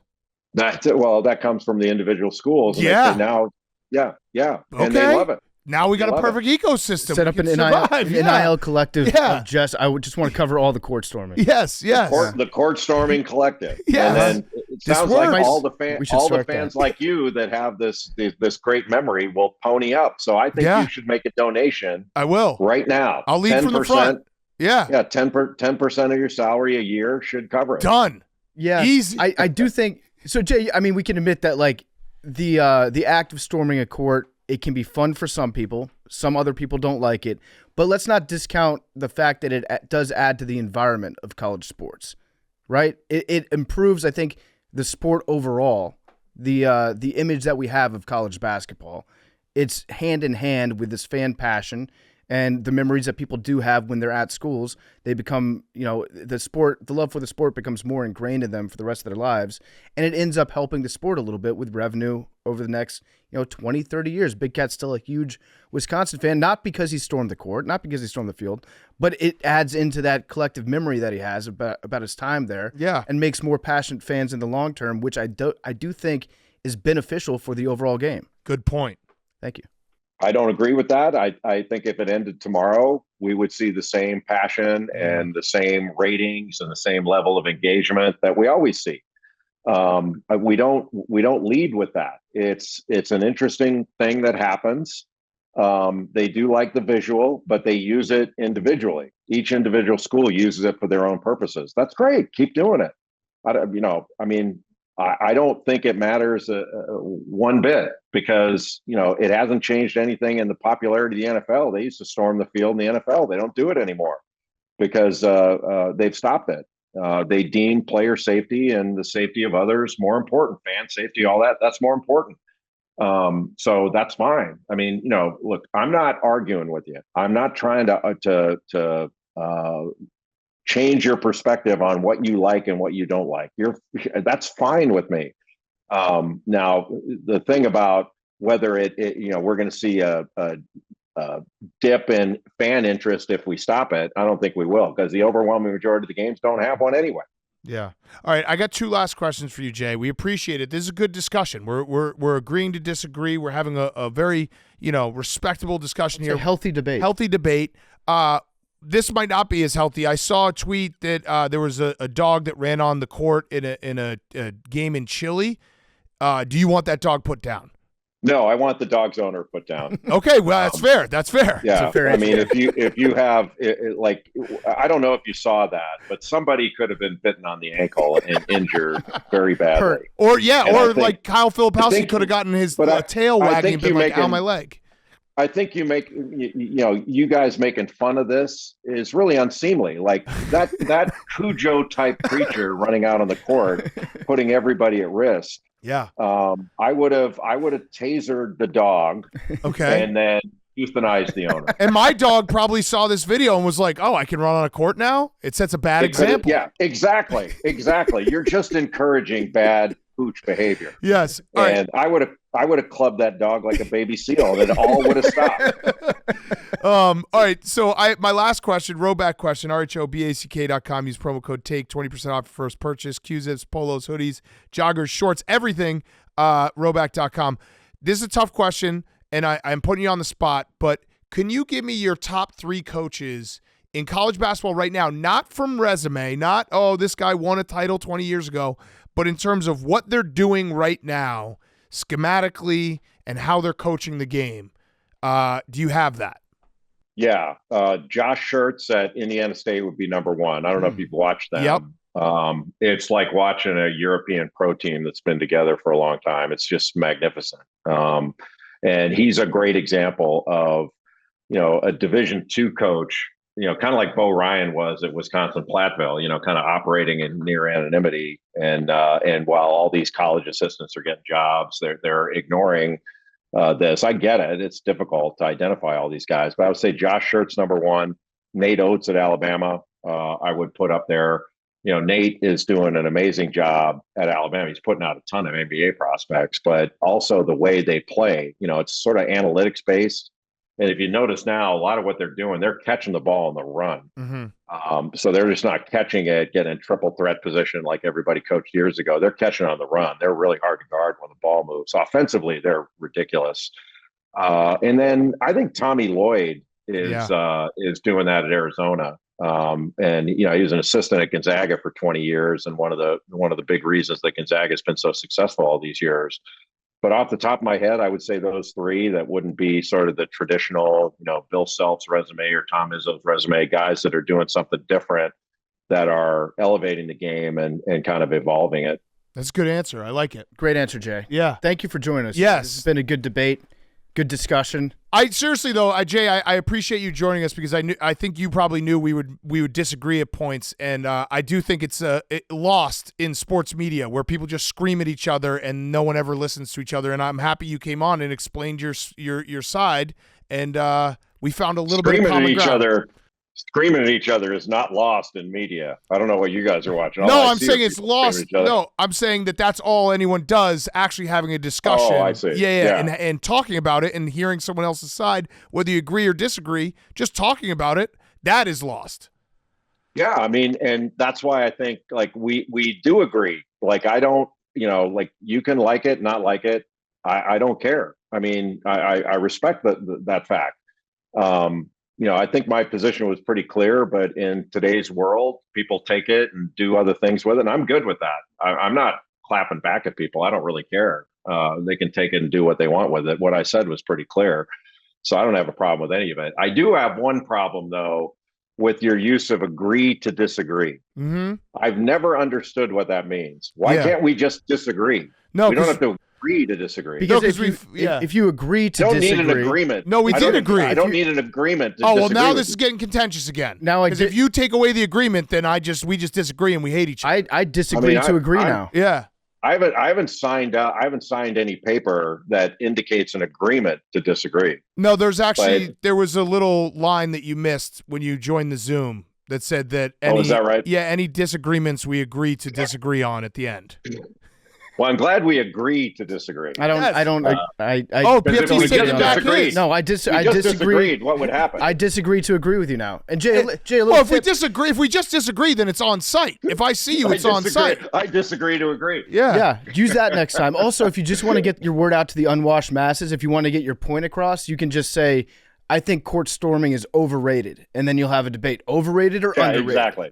Overrated or underrated. Yeah. And judging court storms. And should they storm? Was this a storm-worthy game? Yeah. Was this category 5? Yeah. Where does it fall on the Fujita scale? I also don't, Jay. Because now you did the agree to disagree thing. I don't really like the fact that you're like Mr. Smarty Pants Duke guy who's just saying, "Oh, that's not what that word means" and all that stuff.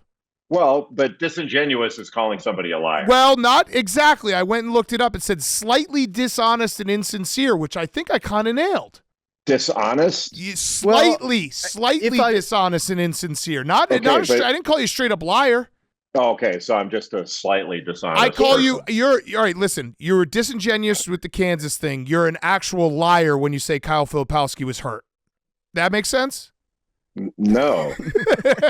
I actually think that Big Cat was paying you a compliment when he called you disingenuous because he knows that you're smart enough to understand that there's a difference between Kansas fans storming the court and maybe a University of Rhode Island knocking off a top 10 team at home. Thank you, PF. And their fans storming the court. You're too smart for that, Jay. You're smart. No, I think what it meant is not only did you not know what disingenuous means, but you had to look it up. No, that's not Duke. I actually knew what that meant when I was in high school. No, you actually still don't know. You didn't understand why I brought up Alan Fieldhouse. Oh, I did. And it was disingenuous. No, you didn't. It was disingenuous. All right, well, Jay Bilas, thank you very much. Can you be ingenuous? Yeah, you could be ingenuous. I think Einstein was ingenuous. Yeah, he was. Ingenious. Yeah. Oh, yeah, good point. Yeah. All right, okay, fine. You read books and all that stuff. That's fine. All right, thank you so much, Jay. We really do appreciate it. We'll have you back on for March. Always a pleasure. That was awesome. Thank you. All right, see you, man. Take care, Jay. Okay, let's wrap up the show with Pardon Your Take. Listener submitted takes. Henry, doing some reading. Let's try to find it. Read it up. Go on and read. Go on with your bad self. Come on, read. And ready, set, go, read. Come on. Come on. Ass. Come on. What is the worst sports scandal you would want to to team, not me, them. What is the worst sports scandal you would want to team to experience in exchange for winning a Super Bowl/championship? What? What is the worst sports scandal that you would want your team It's not a take, folks. to experience? It's a good question. It's a good thought starter. Would you, Big Cat? Would you exchange? 3 Stanley Cups for a really bad scandal about a trainer? And no, yeah, I would. Yeah, you would. Having your superstar support the leader of a country that is invading a sovereign nation and slaughtering people. I think I would take that for a Stanley Cup. What about a Super Bowl? But then they found out that you videotaped everyone. No. So there's a line. By the way, Peter King apologized. He was interviewed today, and he said his biggest regret in his career was how he handled Deflategate. Wow. That wow. actually feels good, doesn't it? No, I mean, fuck them, but Yeah. at least he's honest. What is the biggest scandal? This is By a the way, weird question. One thing people don't talk about enough is the fact that Robert Kraft had a Super Bowl ring stolen by Vladimir Putin. Yeah, he did. When he visited him. He showed him the ring. I don't think it's stolen. No, well, here's what happened, okay? Because I read about this the other day. I read back on it because I was like, oh, yeah, we don't talk about that anymore. He was visiting Putin, showed him the ring. Putin took the ring from him and just put it in his pocket. And then Kraft was like, what do I do now? Then they escort Robert Kraft out of the room. He's like, fuck, Vladimir Putin has my ring. He gets home and he starts talking about the story. And the White House or maybe the State Department calls him up. And they're like, hey, it'd be great for us if you could just say that it was a gift to Putin and stop telling everybody that it was stolen. But Yeah. Putin took his ring. Yeah. All right, so back to this question. Yeah. I think the big thing is you wouldn't want it to be a scandal that puts in doubt, like Astro scandal bad. Yes. I don't know. What's the worst? I don't know. Patino. Yeah. I was just saying that is one that got technically taken away. Yeah. Big Cat, would you trade having allegations that you filmed your Super Bowl opponent, allegations that you filmed all your opponents? I mean, the Super Bowl thing allegations in that the you documentary deflated a bunch as of footballs, false. allegations that you're tight end. Deflated footballs. All the reporters have Wait, come out and wait, apologized. wait. Biggest regret of Peter I'm King's not career. done yet. Murdered 3 people. No. Um, I'm going to say no. all these. He never won a allegations. Super Bowl, so I'm just curious if you would take these allegations. No, I think Max is right. I think it's got to be like one Patino. of the ones they take away, a college one they take away. Who cares? Yeah. Who fucking cares? You know what would like suck? Michigan was a perfect example this year because that's like one that people will talk shit and you're like, I don't care, we won. You know what would suck if you won the World Series and your opponent that you beat, it came out that 8 of them were gambling heavily to throw the World Series. Like we talk about the Black Sox. Who won that World Series? The Reds. Who did the Black Sox lose? Yeah, no one because all they think about is Oh yeah, it was the Reds. yeah. There we go, Hank. Seamhead. I knew that. Yeah, What the fuck? Yeah, good job, Hank. way to go. Hank remembers the Reds. We should remember You're the a real Reds. Frank the Tank over there. That was crazy. The 1919 World Series. Hank just walking around with that information. Nice.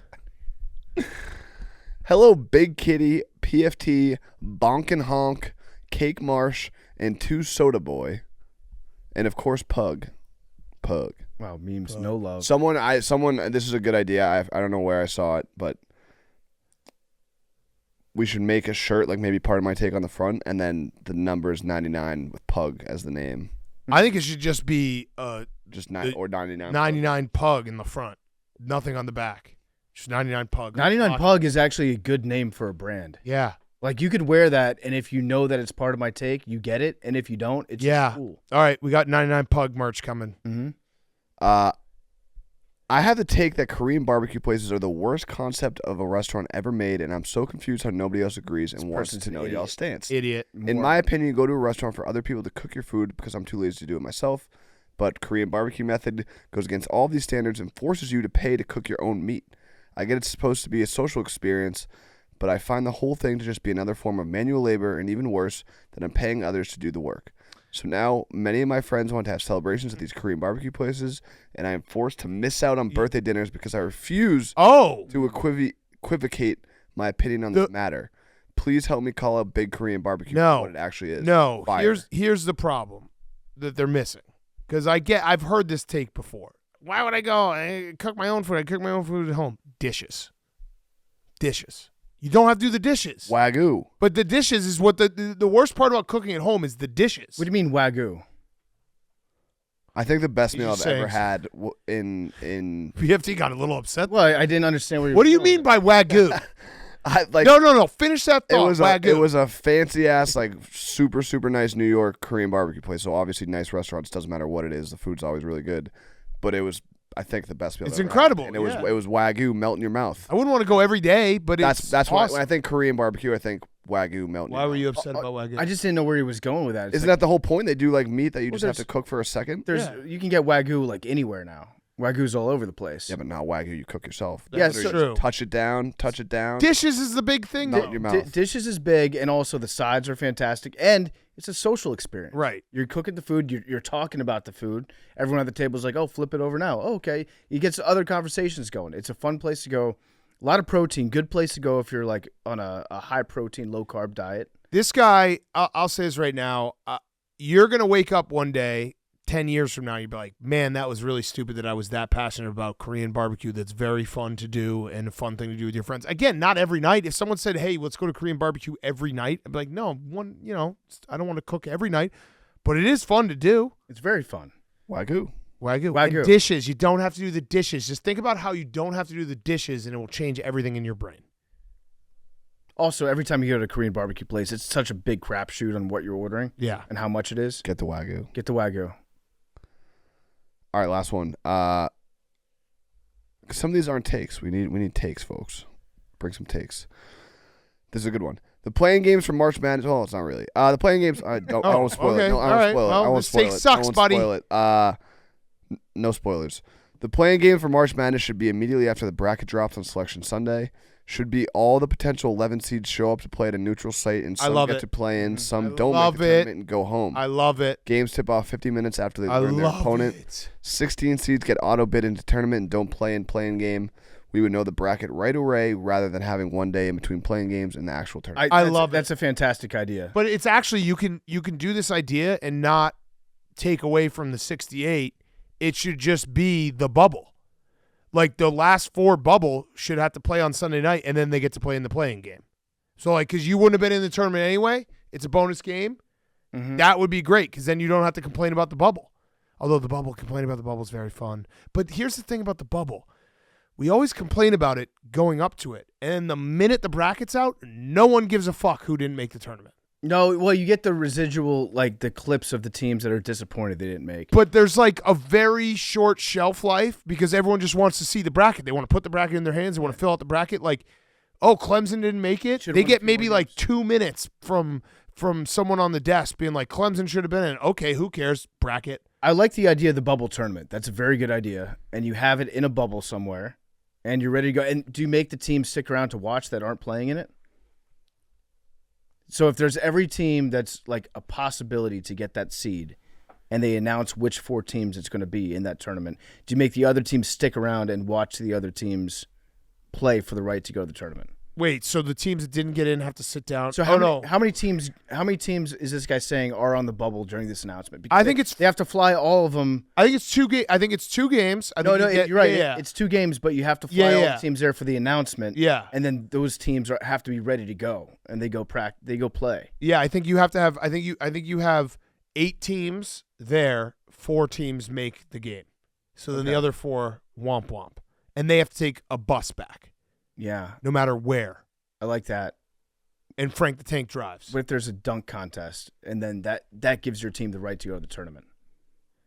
Okay, I like it. Okay. This is a good one. That's a good take. I like that because instant games would be great, Yeah, and it doesn't screw up your bracket because you can do the same thing where you'll find out right after the game who's now in the play-in game. mm-hmm. So it's like bonus games. I like that idea a lot. I also think they should play the NIT. I think they should rebrand the NIT and they should play it at like 8 a.m. on Thursday and Friday. Appetizers. as appetizers. Yeah. Just ease us into some games. Yeah. It's like 2 games at like 8 o'clock that you could just be like, you know what? I'm just going to get my feet wet.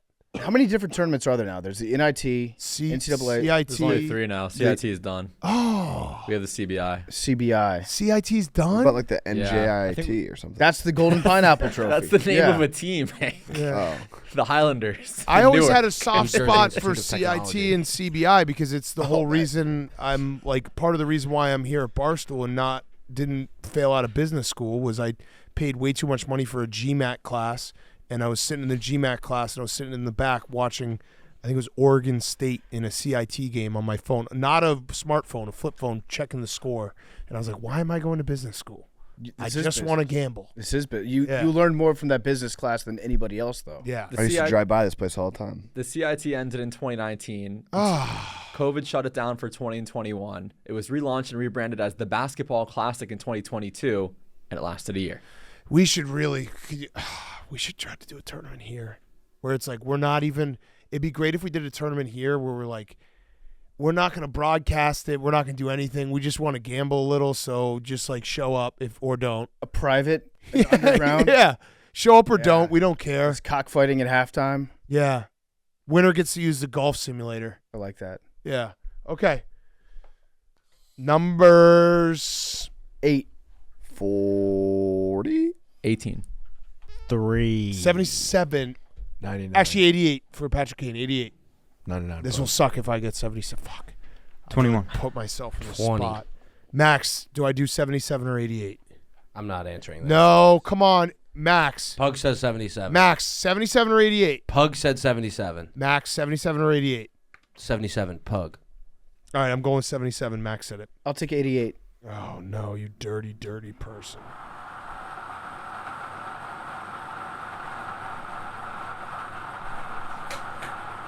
$46. Oh. Wait. 46. Love you guys.